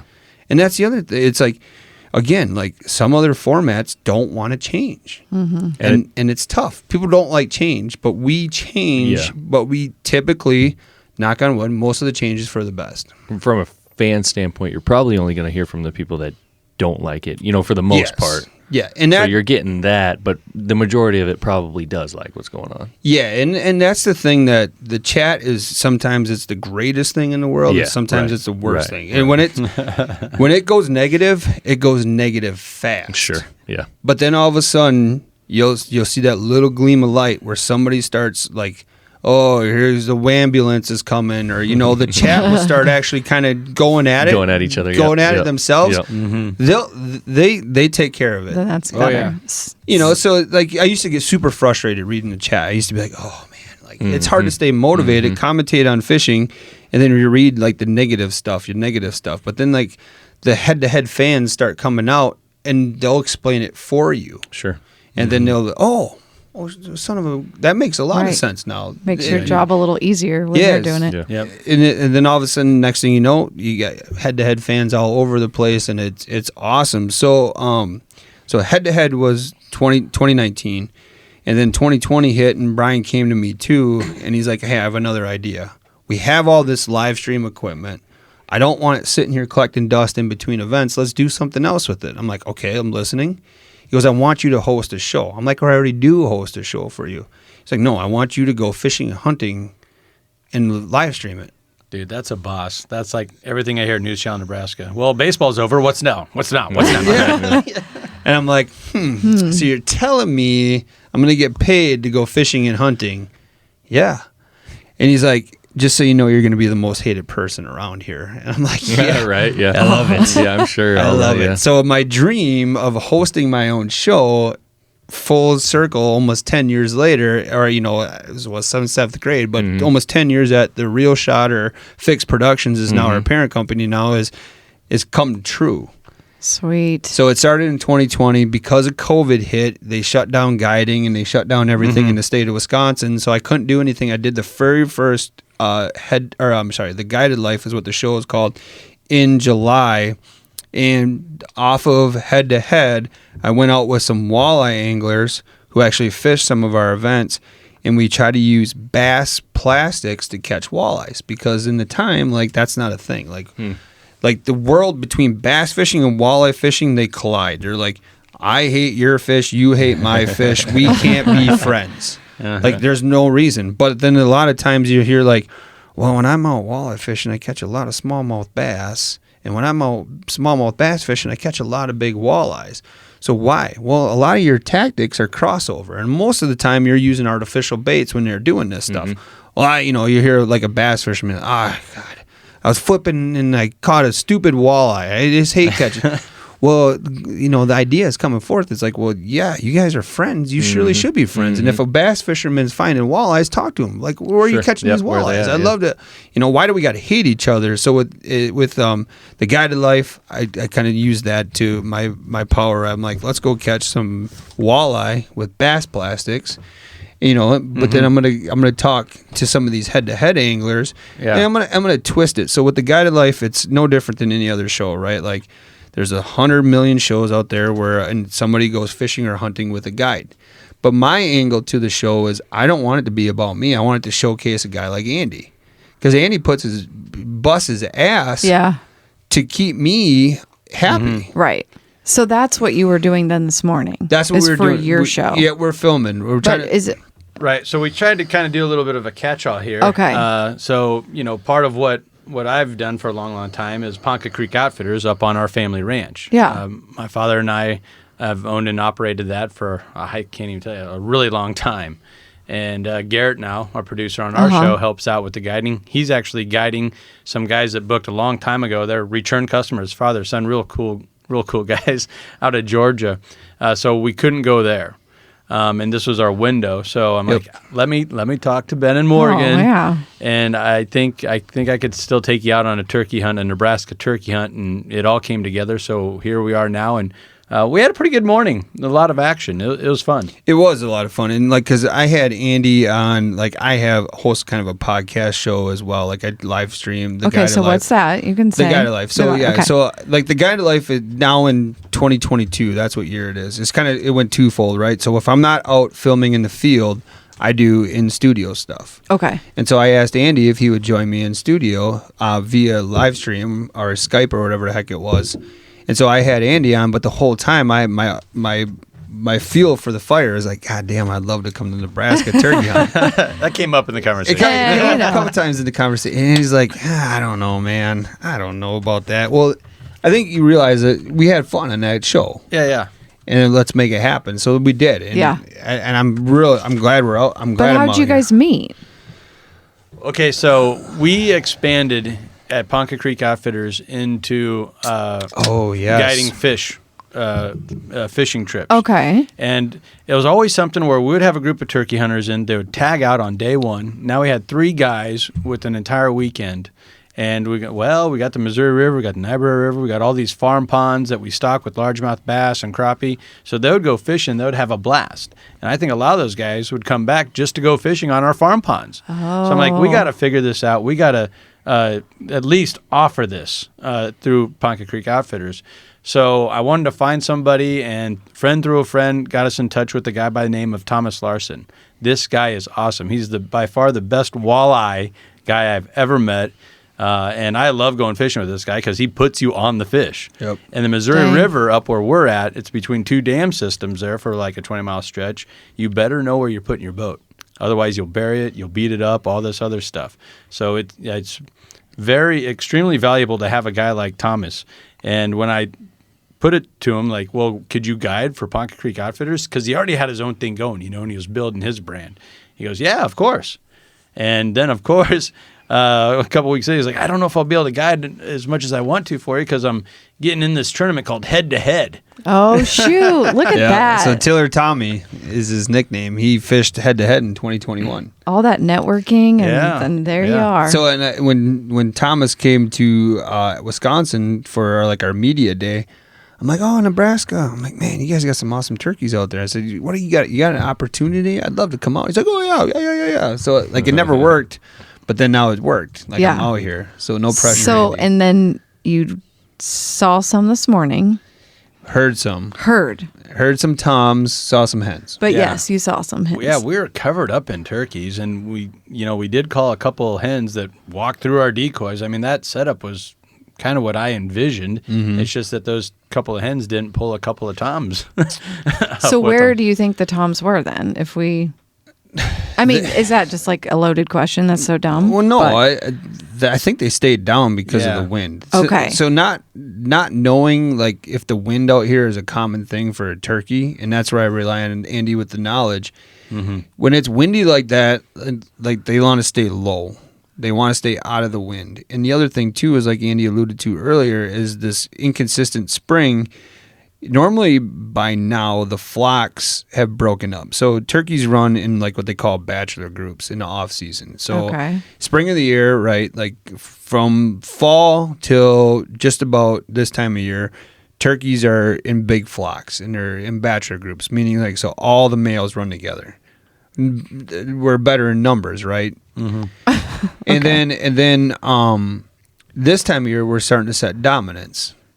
I want every girl I can get to myself. I don't want you around. So you separate. Separate. So he goes and finds his territory. I go find my territory, and then let's a duel to call as many females into my side over his side. Mm-hmm. So, but the thing is you need the good spring to start to separate the flocks. And the inconsistencies in the weather has the birds, like they're not sure if they should stay flocked up in their feeding patterns for winter groups or if they should start separating in their spring groups for breeding purposes. And I think we just need a couple more warm days to really get it into swing where it should be. Okay. And yeah, I mean, it's a total adrenaline rush if you've never done it. When you're hitting your call, your hen call, and Tom hammers back at you that big old gobble, and then you hear him strutting up towards you. I mean, the hair on the back of your neck.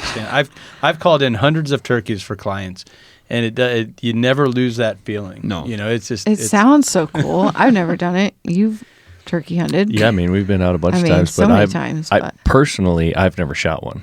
Okay. I mean, I've seen them a bunch around here. Mm-hmm. Probably had a couple of chances where we could take some shots, but I'm more in it for like what you guys were talking about today, like that sport of getting them called in, getting them close, knowing you can take them rather than having to reach out for one, that kind of thing. And that's the part that's addicting is like, I know that I'm talking to you and I got to tell you the thing you want to hear. So you want to come check me out, whether I'm sweet talking to you or I'm pissing you off or you're like, yeah, it ain't happening in my territory, buddy. You should move on.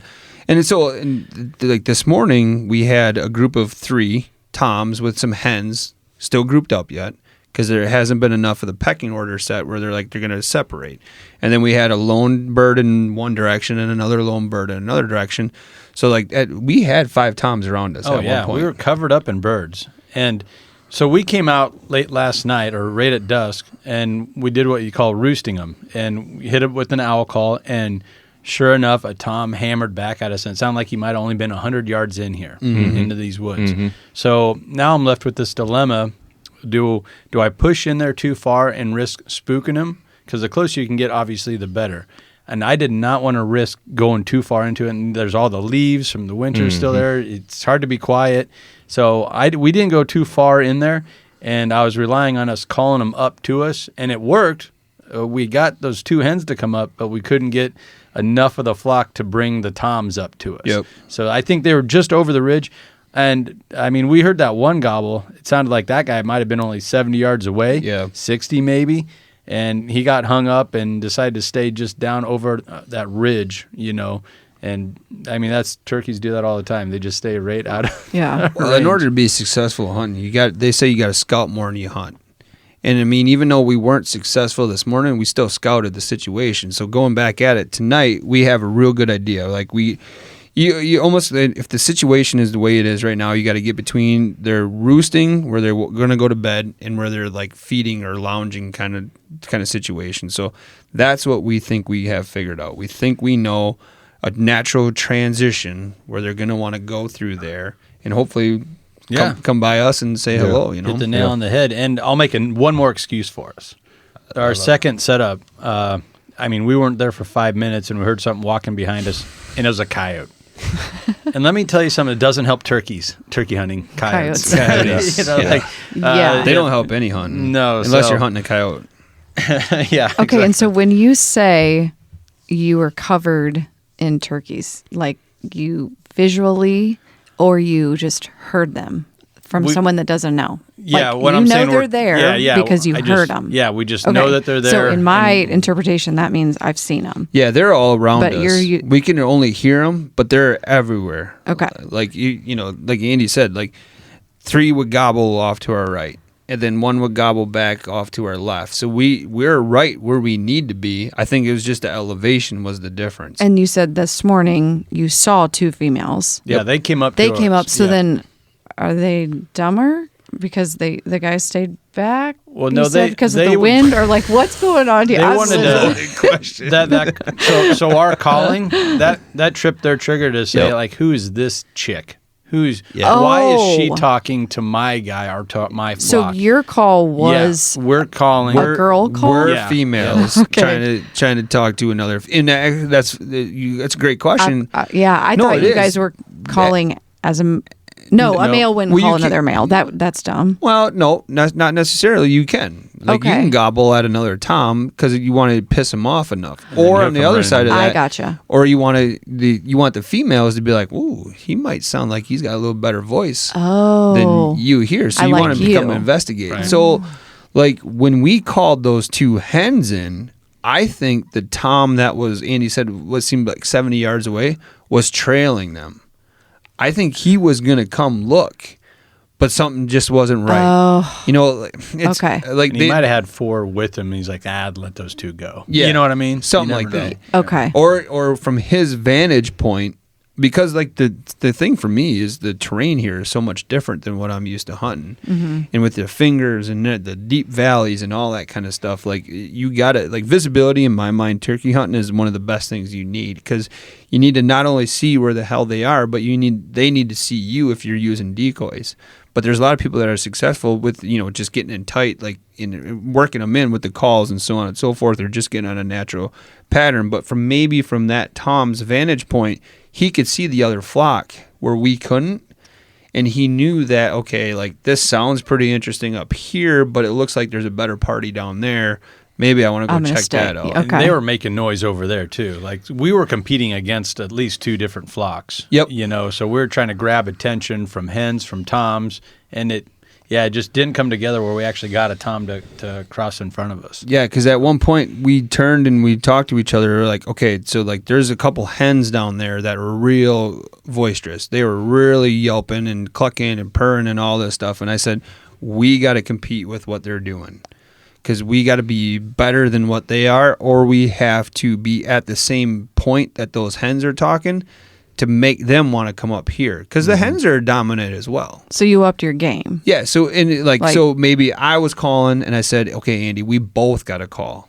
Okay. So we sound more like the flock, like they want to be. And then the one thing, when them hens start talking the way they do, like when they start yelping real loud or purring and whatever the heck they are doing, if you know that there's toms with them, you got to go to their level. You got to bring it. So you almost got to cut them off. So if a hen's yelping, you got to start yelping. So you're like shut up. And you can just tell that they don't like that. They don't. And so they're going to come in. Because they'll start doing it more and more. They're like, they're yelping. And if you start yelping right back at them, they're like, not today. That is so crazy and interesting to me. And the turkey's main defense, like with the deer, they can smell. They can smell so well, and you got to play the wind, all those things. A turkey, their best line of defense is their vision. Yep. So that's why we're all camoed out. That's why we're trying to hang out in the shade. And that's why it's so important. And I just did not want to risk going another 100, 200 yards. Because as soon as you pop your head over that ridge and that whole flock looks up at you, and it just takes one to see you, it's over. So I just feel you're so much better off hanging back and relying on your call and a little bit of luck. So they're not going to smell you, though? No. They're not. The like saying deer. is if Okay. a turkey could smell, you'd never kill one. So something's wrong with it. Because it's just their eyesight is the adage is a turkey could see you blink at 100 yards. And it's not that far off the truth. Like there's days, so like it depends. If you're deer hunting, you'll see turkeys and they'll come up like 3 feet from you. When you're turkey hunting, you can't get within 100 yards of them. Because, and there's probably something to the season, right? Yeah, I mean, 100%. Like they make the season this time of year for a reason. Yep. It's pressure. It ups the game. It's pressure. Yeah. It's more vulnerable at this point, right? Yeah. Like a white-tailed deer is vulnerable in November. Yeah. Because he's got one thing on his mind. Yeah, right. And the tom turkey's the same way. Yeah. This time of year, he's got one thing on his mind. Right. Yeah. But he's also probably kind of to what you're talking about. His senses are heightened. Oh yeah, 100%. Because he's listening. He's got to protect his territory as well. Because, and it's crazy. And like so, the other I help with a thing that's in Wisconsin called the Learn to Hunt, and it gets people that never hunted into hunting. And the part that I help with is the turkey hunting part of it because it's spring and it's great. It gets kids, it gets adults, and virtually it's a free program. You get a tag for free. It's a free weekend. The place I work with provides food. All this. It's an awesome organization For me. Yeah, exactly. It really is. It really is. And like my daughter did it, my dad did it, my 2 boys did Sweet. it. I've taken a lot of people through the course as a mentor. Yeah. But the cool thing is there's a 4-hour class that happens on a Thursday before the hunt, which is Saturday and Sunday. But they have one guy talk about tips and tactics. They have a biologist come in. A male turkey has like an 80% success rate, meaning like it's not very successful. Between Mother Nature, predators, and hunters, 80% of tom turkeys die every year. Like their mortality rate is insanely high. Yeah, it's a tough gig. It seems so crazy because, and that was one of the things I was touching on earlier that I kind of wanted to bring up is it seems like we see more and more of them every year. Like they're multiplying like mad. It seems like to me. Yeah, and at least around here, Nebraska as a whole was booming. Then our game and parks saw, wow, we could maybe profit off of this a little bit more. So they dropped tag prices like youth tags. And I think that's great, or $5. But all tags are like over the counter. You're allowed 3 toms. Like there's just so much pressure. So in like a lot of areas that are like known for turkey hunting, you're starting to see maybe the numbers go the opposite direction. And a lot of that just has to do with our conservation efforts. And maybe there's a debate to be had over some of the decisions being made with the game and parks. I don't know what would be a good number, but basically like what you drive through to get up here and then where we're at up here, it might be 100 acres. And every year I see probably 3, what would you call them, hatchings or hatchlings of Poults. Are the little guys, the poults. I mean the family. So like probably 3 separate ones running around that'll have 15 or 20 little babies chasing them, and their survival rate's probably pretty low. Oh yeah, but of those chicks. But But it seems like every year there's there's a ton of them. Yeah. You know? And that's how it was really across the board in Nebraska for, I would say, the last 20 years, just numbers going up, up, up. I'm just saying like recently, like the last 5 to 7 years, where our game and parks really opened it up instead of 1 or a 2 tag limit. Now it's like 3. And then now there's also fall hunting, which turkey hunting purists are like, get out of here with that. There's no turkey hunting in fall. Really? And Nebraska's just opened it up like, shoot them whenever you want, however you want. Yeah. You know, like use a shotgun, use a crossbow, whatever you want to do. Yeah. You know, like, and other states like Iowa, they're like, nope, only spring, only bow for this time, only shotgun for like, other states regulate it so much more so than Nebraska. So that kind of adds some fuel to the fire that you're talking about, like those chat rooms. Yeah. There's some pretty lively discussions about turkey hunting in the Cornhusker State. Well, and there's conversations going all over the United States right now with turkey populations diminishing. And I haven't paid much attention to it, so I don't know if it's a disease that's going around or if it's overpopulation or overhunting. I mean, that's the other thing that COVID did too, is it got a lot more people in the outdoors, which is great. Yeah. I mean, we need to be strong in numbers, right? We don't need to be competing with each other, but in a way we're competing with each other. You go to the bodies of water, there's more people fishing nowadays, there's more people in your parks and all that stuff, which is great. Go outside, get off your damn phone, get off your computer, but listen to this podcast. I mean, But you can do it listen to this while outside. you're fishing, right? Yeah, do it outside. But and that's the other thing that I mean, if you want to view it, there's a lot more people hunting and fishing nowadays because what did you have to do in 2020? You're locked in your house, so you had to go outside and do something. Sure.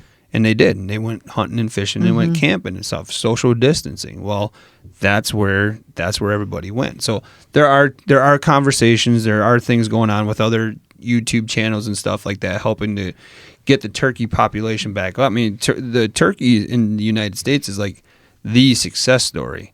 I mean, at one time, who was it? Wanted it the national bird? Teddy Roosevelt, right? Ben Franklin. Ben Franklin wanted to be the national bird Really? instead of the bald eagle because Shoot. it wasn't a thing in the United States. Now I think even Hawaii has a turkey population. Yep, Eastern's Really? over there. Yeah. Yeah. That's kind of one of my...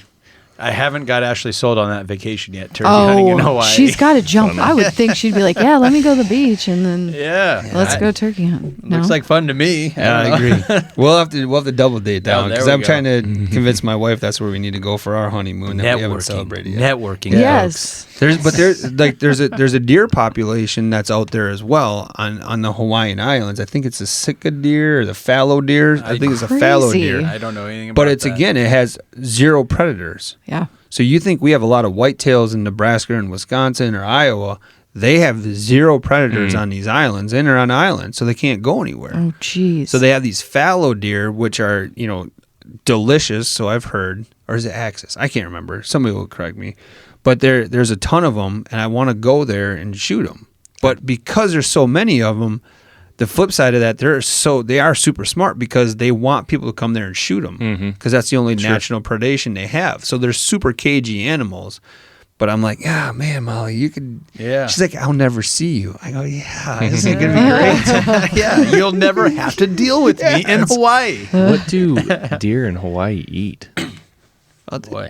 Pineapples? I suppose, whatever vegetation is, I guess. I don't know. Yeah, pineapples, I think. There's mangoes, Yeah, volcanic ash, probably. Coconut leaves. That's probably why they do. That's probably what makes them taste so good. Yeah. Yeah. It's got to be. I think If you it's said Axis. they're I good. think it's the Axis deer, Axis, and I've Sounds about heard right. they're delicious. Like Joe Rogan goes there. I mean, on vacation, and a lot of these, social media stars, they go there and they're always posting these pictures. I'm like, damn, that That'd be sounds fun. like I bet that's a big business for somebody out there, and it's probably not cheap to go and Oh do it. yeah, I'm thinking it's not cheap. It's funny when you're in different parts of the country, like that, where it's like every day for you, like here, I mean, it's every day here, these turkeys, we see them all over the place, and somebody wants to come from out of state and they're so excited to come hunt these things. And I'm like, man, like oftentimes during the year we get out here on the deck and blast one. Right. Yeah.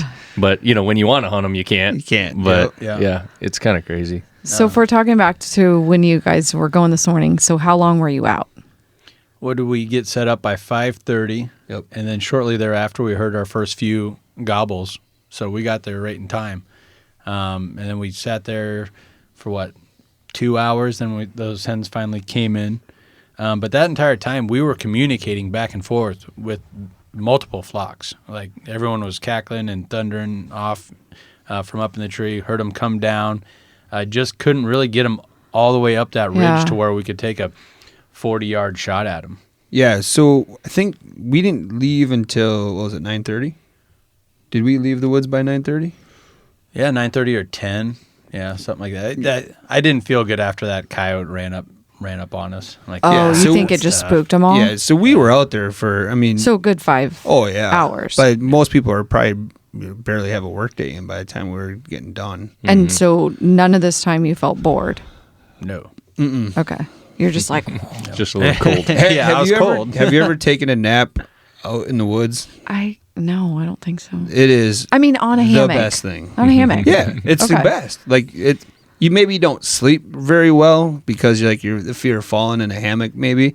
But like when you're out in the timber and the sun's hitting you, and you got up at like 4:45 this morning, which really is not that early for turkey hunting. As the season progresses, you better be up by 3 What? in the woods by 4:30. Oh, this one's not going to make it. I'm not an early riser. He's not an early riser. The only thing that helps you come May is like the foliage, right? The more leaves. Sure. I've had the leaves bail me out a couple times, but yeah. So like this morning, freezing our tails off. Gotta be. 30, 31, Yeah, 32 yep, degrees. Yep, it was freezing. Windy as all get out. But then like when we made our little move, we found a spot on a ridge. The sun's hitting you. I looked over. This guy napped it a couple of times. His eyes were I was closed. kicking back. He did like an old man sleep. Yeah. Like, Yeah. But like the thing with I was turkey, still listening. oh, yeah, you still listen. Yeah, I was like, I would try to start dozing off. Then the next thing I hear Andy calling, I'm like, oh shoot, is he? Because he was sleeping 5 seconds ago, and now he's calling. And like he woke up and I was resting my eyes. oh, is that how that works? Last time I took Joel out, I had pictures of that. I think, was that He last fell year or year asleep. before? Oh, yeah, Yeah. he was sleeping Just like at least laying half on the his time. leg. Oh, it's Yeah. sleeping. Like I'm not saying like, well, it's camping, right? Yeah. Yeah. It's peaceful. You hear the birds, the wind's sure. whippling through the valley or the whatever Yeah. it is.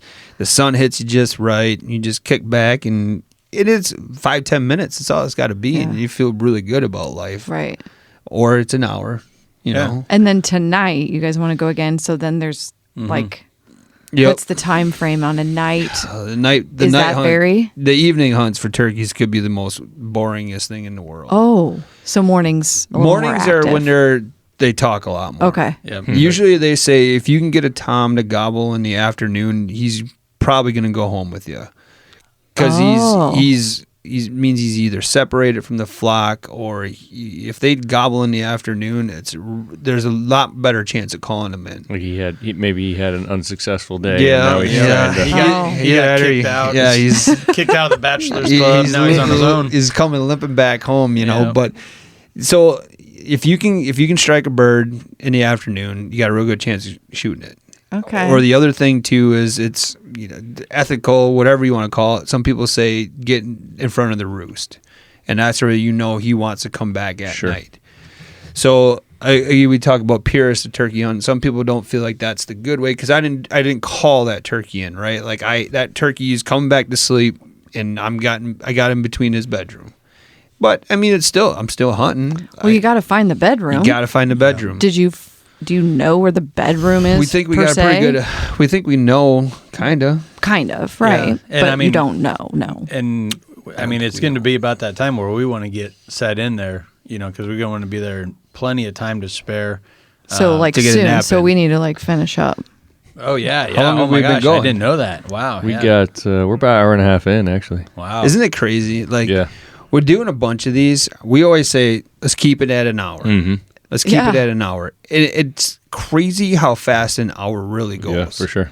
Like I'll have guests come in sometimes on the head-to-head show, and like you got 15 minutes, and you're like, I can cover a lot in 15 minutes. No, you absolutely cannot. Especially if you're like me and you get caught in a little bit of story that takes 3 to 5 minutes. You know what I'm saying? Like you don't have 15 minutes anymore. Yep. Well, and that's what we would do. Okay, we'd bring you in at 12, and you got till 12:15 because then we go to commercial break. And when you got your producer and your headset going, it's 12:15. go to commercial, go to commercial. You don't have time. Yeah. Like you got to hit your elevator pitch. You got to hit your sales story. It's surprising how fast an hour really can go, especially when you're having a good time doing it. Yep, for sure. Yep. I think that's a huge thing about these podcasts and why they're growing exponentially is because it's not tied to a 2.5-minute window like the news. Like in the traditional means of finding out information, you can actually get lost in a conversation and enjoy it. Does it surprise you once in a while that people actually find you interesting? Oh yeah, 100%. I mean, when we started it, I mean, the concept was just to have a little fun, get some more content out, whatever. And Andy's kind of been behind the production and monitoring, and he's given us some of the numbers that are coming in. We're like, really? Yeah. Right. That many people want to listen to that? People care. Yeah. We got multiple listeners in like Brussels. Really? What? It's kind of cool. Yeah. Like, okay, Shout right out to on. Brussels. Heck yeah. Keep them coming. Like it's like with Head to Head, or we did like a podcast for a while, like a live podcast called TRS Live. We're actually going to bring it back, like in a different version, just a TRS podcast and all this stuff. And I'm like, man, people care. People like to listen to what I have to say, and I'm not interesting. But it's awesome. Yeah. I think it's just the reality. It's just real. I listen to a lot of podcasts, and I don't fool myself either. You know what I mean? Like a lot of them that I listen to, it's just background noise. Like that's just where I've gotten. And I'm sure there's a lot of people doing that same thing with ours. Like it's entertaining. You'll hear some things here and there, but you might be paying attention to something else while it's playing. Right. It's just kind of become the new kind of thing to listen to, and that's what I spend most of my time if I'm listening. Yeah. And you notice I had some sports talk radio on. Yep. That gets really old really fast. It really does. And I feel bad for those guys because they got to fill that clock. They got to fill the A block. And if nothing's happened in the sports world, if you're between games or whatever, it gets kind of loony, and you can tell they're just creating conversation that might not need to be had. So like I feel bad for them, but that's also another reason why I think podcasts are becoming so popular. You don't have to fill the A block. Yeah, especially if you're allowed to wander a little bit. Right. Like if you have a set topic when you come into your podcast, but the next thing you know, you didn't even address that, that's all right. Like those radio shows, they have to stick to the or their script. Yeah. And that's the thing that I find is tough. Like we all like the radio, but when it's an hour and you've listened to the same song 4 different times, you don't want to do that. 20, you don't want to play that song anymore. Like I liked it for the first 2. Now I absolutely hate this song. But with these is we had a goal in mind. I think we accomplished it, but then we went other places too. Yeah. For sure. And I like, honestly, for me, not knowing a ton about who is, like, I didn't know you before you even came, what was going on a ton. I mean, just a little bit. Yep.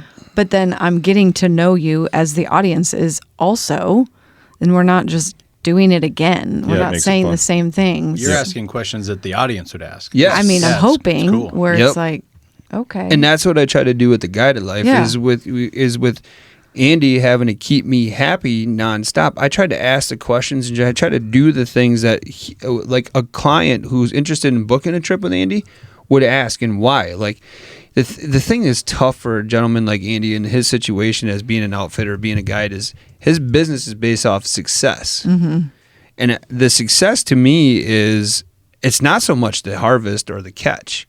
To me, it's the experience. Yeah. Like I've been out now, I've been lucky enough that I've been out with a number of outfitters or guides.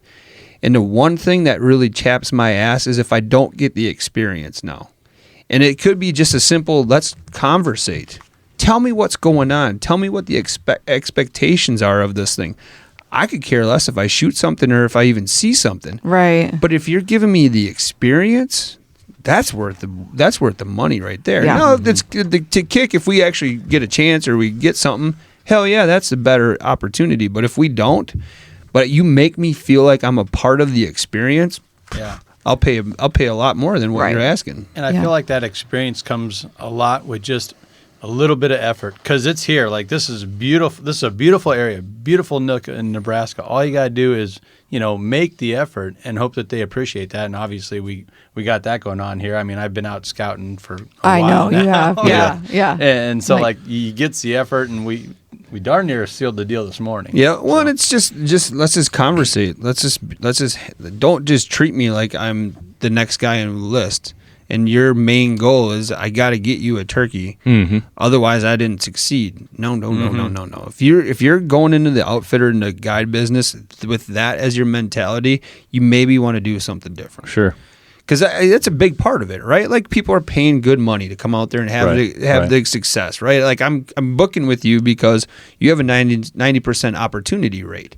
Well, an opportunity is not a kill, but like on the flip side of that, I always thought that if I'm an outfitter or if I'm a guide, I'm going to send you a questionnaire. What's your experience level? Is this the first time you've ever been turkey hunting?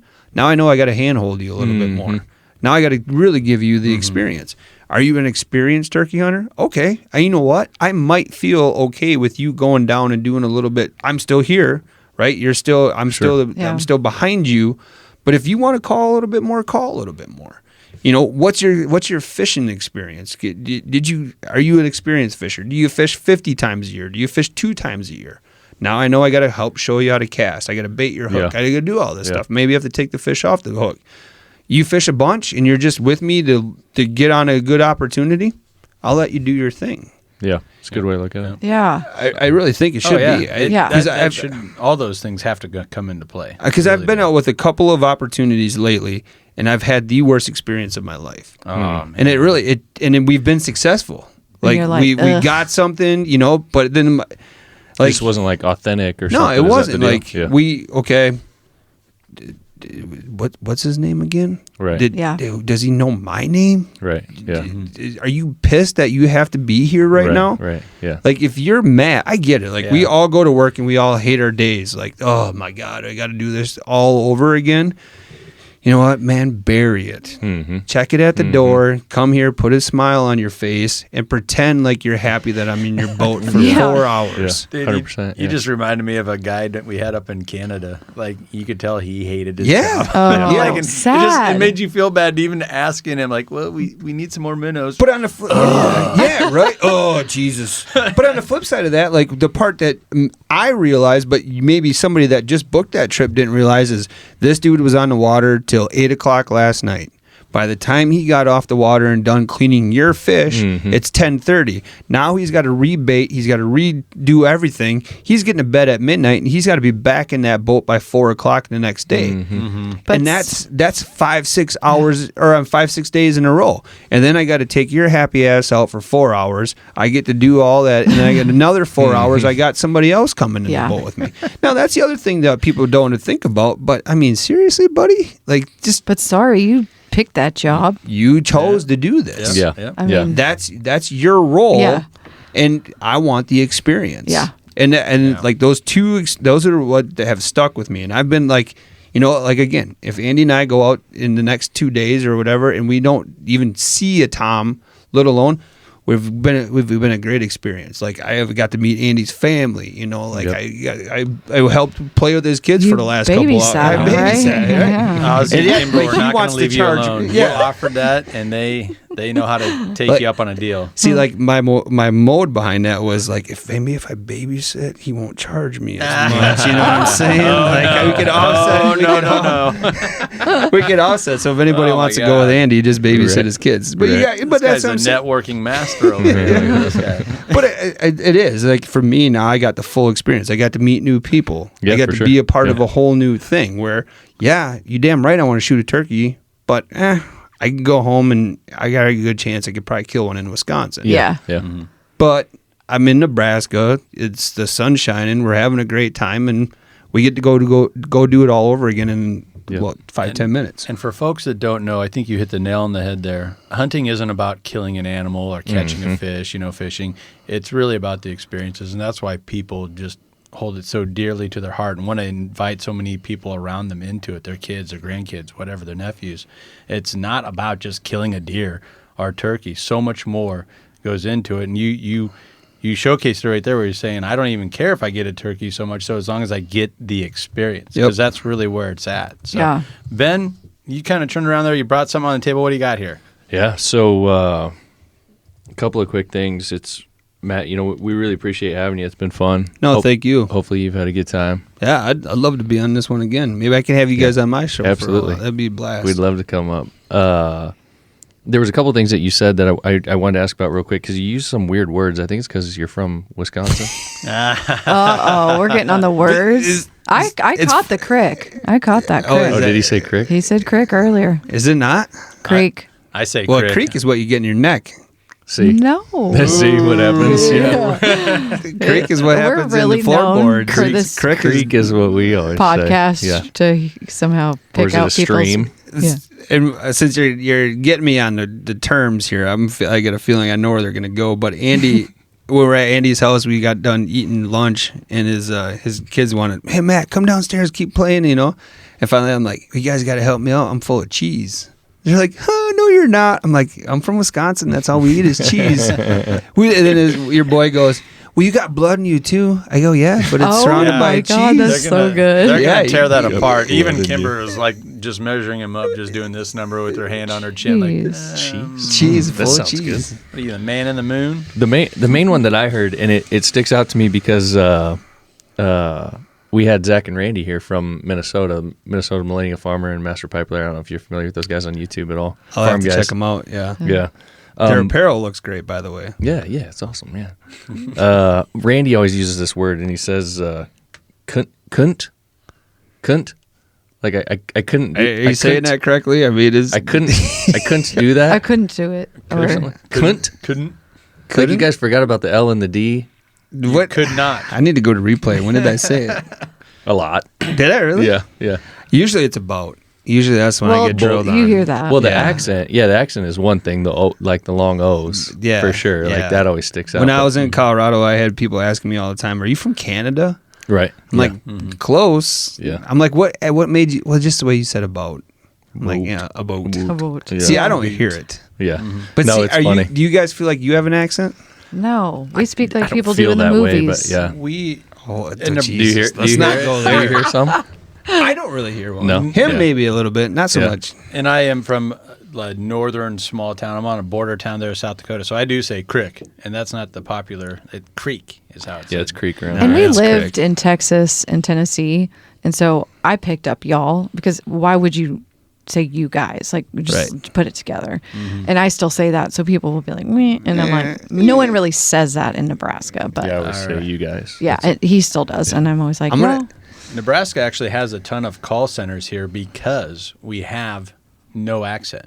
So Yeah. we don't offend this or that or whatever, but everyone can understand what we're saying. We speak the Queen's Yeah. English. There we go. Yes. okay, I said like the movies, but Yeah. Proper. Anyway, Oh, moving yeah. on. I don't really hear an accent from you guys. I think it's good stuff. Yeah, no, it's great.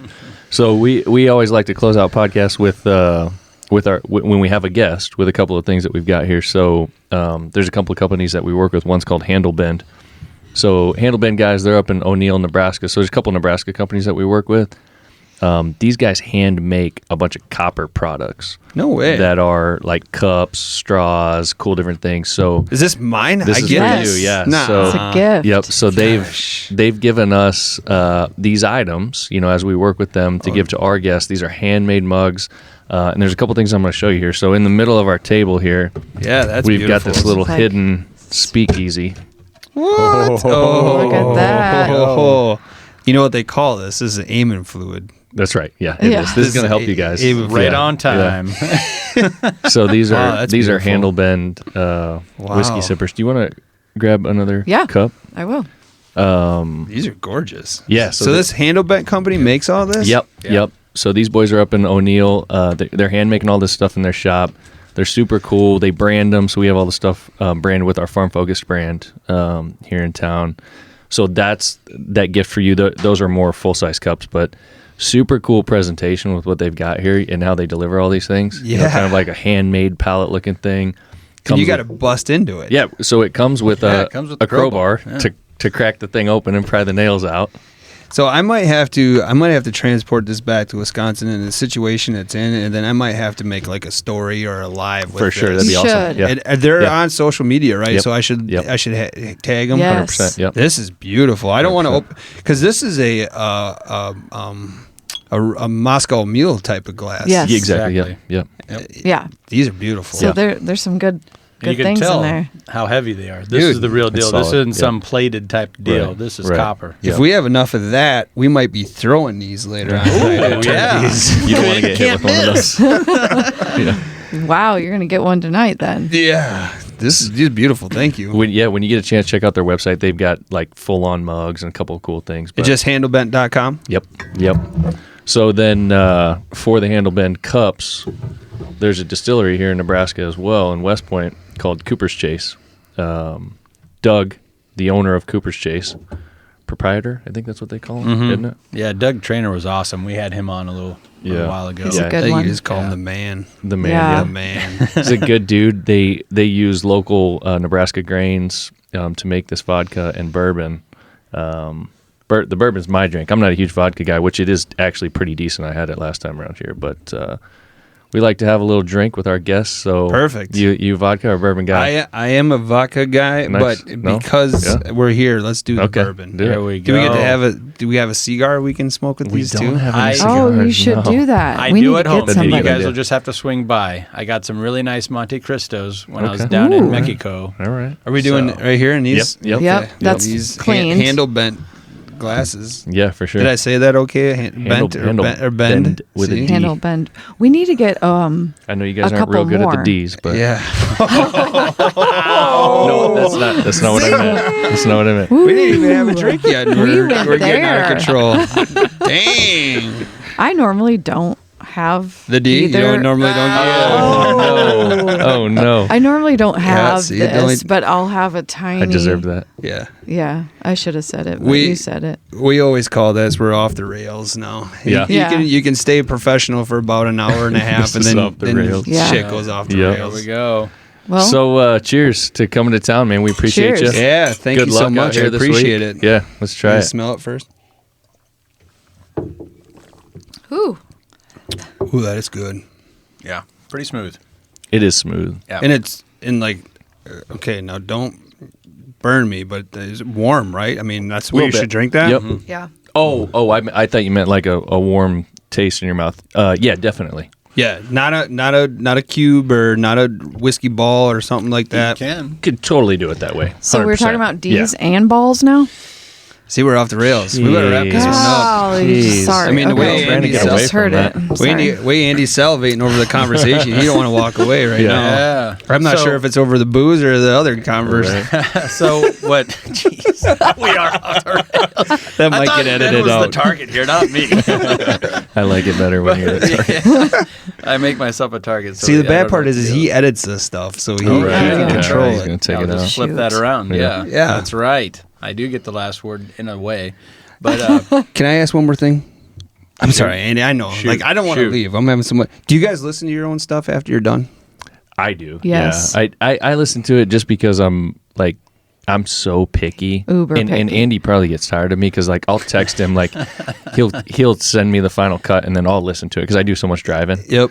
And then I'll send him 5-6 messages. Man, at 12 minutes, this was going on. Can we change this? Whatever. I'm kind of a pain in his butt that Okay. way. so but I listen to it while I'm editing it. And Yep. if Morgan's being quiet or I'm too far away from the microphone, I'll jack it up as much as I can and still keep it sounding like a human voice. Mm-hmm. Because you can make it sound like a robot if you really want to jack it up. don't But then No. Ben You listens don't? to it again. And then so I go back and re-edit it. And I do think it really helps. It turns it into a very clean product. And from what I've heard from all my people that I work with in the radio industry and at NCN, is that is way overproduced compared to a lot of podcasts Yeah. and some big ones. So that's probably, you'd want to be on that side, I think. Well, 100%. I don't like my voice, so I don't listen Yeah. to it. You know what? I have a hard time when they're like, "Hey, we're getting ready to launch this," and I'm like, "Oh God, I gotta listen to myself." But I do because I need to get better at things. So you just don't want to hear your voice. No. Oh gosh, you don't have a bad voice. Personally, I'd rather not. And I think we'll probably get to a point someday where it's you just hand it over and just okay, Right. it's going to be Yep. fine, Yep. But Yeah. it's We're still still new. Yeah, this is still so new. So Yeah. yeah. Yeah, it's great. Well, it's great Thank you to so have much. you. It was Yeah. awesome. I Matt, appreciate thanks it. for swinging by, and Yeah. we got to get back in the woods. Yeah, you guys better go. What's just to close it out? How about where people can find the stuff that you guys are doing and what you got going on? Yeah, so I thank you again for that. So my stuff is TGL TV, The Guided Life TV. I'm on Instagram, YouTube, Facebook. I have my own website, which is, like I said, tgltv.com. Head to head is H2H Fishing, and it's the number 2. Fishing.com. We're head to head fishing on Facebook, Instagram, YouTube, all that kind of stuff. And then we didn't really talk about it a whole lot, but the live stream company that I work with is Fix Production. It's PHYX Production. So you can find their website there. We're getting better. I mean, we're a production company, so our slogan is we do live, but like we're not real on it with social media wise. But if you're curious to like hire and fix to live stream something, or you want to do a podcast in Wisconsin, or you want us to do that kind of stuff, just reach out to that page. But yeah, Cool. TGL TV, The Guided Life, or Head to Head. Sounds like you guys are doing some pretty cool things. Mm-hmm. Oh yeah, and The Real Shot. I shouldn't forget. I mean, my main right, sponsor, for The sure. Real Yeah. Shot, and that's TRS Outdoors on Instagram, The Real Shot on Facebook, and therealshot.com. And then we got some more stuff coming from The Real Shot. We might blow some people's minds with some of the shopping opportunities we're about to have. So. Nice. Well, we'll have to come up there Sweet. sometime. Looking Yeah. forward to it. Yeah, Wisconsin's awesome. Yeah. So I'm just ready. Like you said, a clean, clear product, and I'm just looking down here at this Cooper's Chase. I'm like, man, that's Do you want to try that one too, or we won't wrap. you could this take up it in the in- woods if you want? they can take it out. Okay. We All do right. not encourage turkey another hunting and nap. drinking at the same Yeah. time. Yeah, After the that's sun true. goes down, we can bust Cooper's Chase back out. Yeah. Right, there Okay. you go. Perfect. Cool. Well, it's been fun, man. We appreciate you. Thank Good you so much. Good luck tonight. Thank you. All All right. right. We'll see you later. Catch y'all later. Thanks for Peace. listening.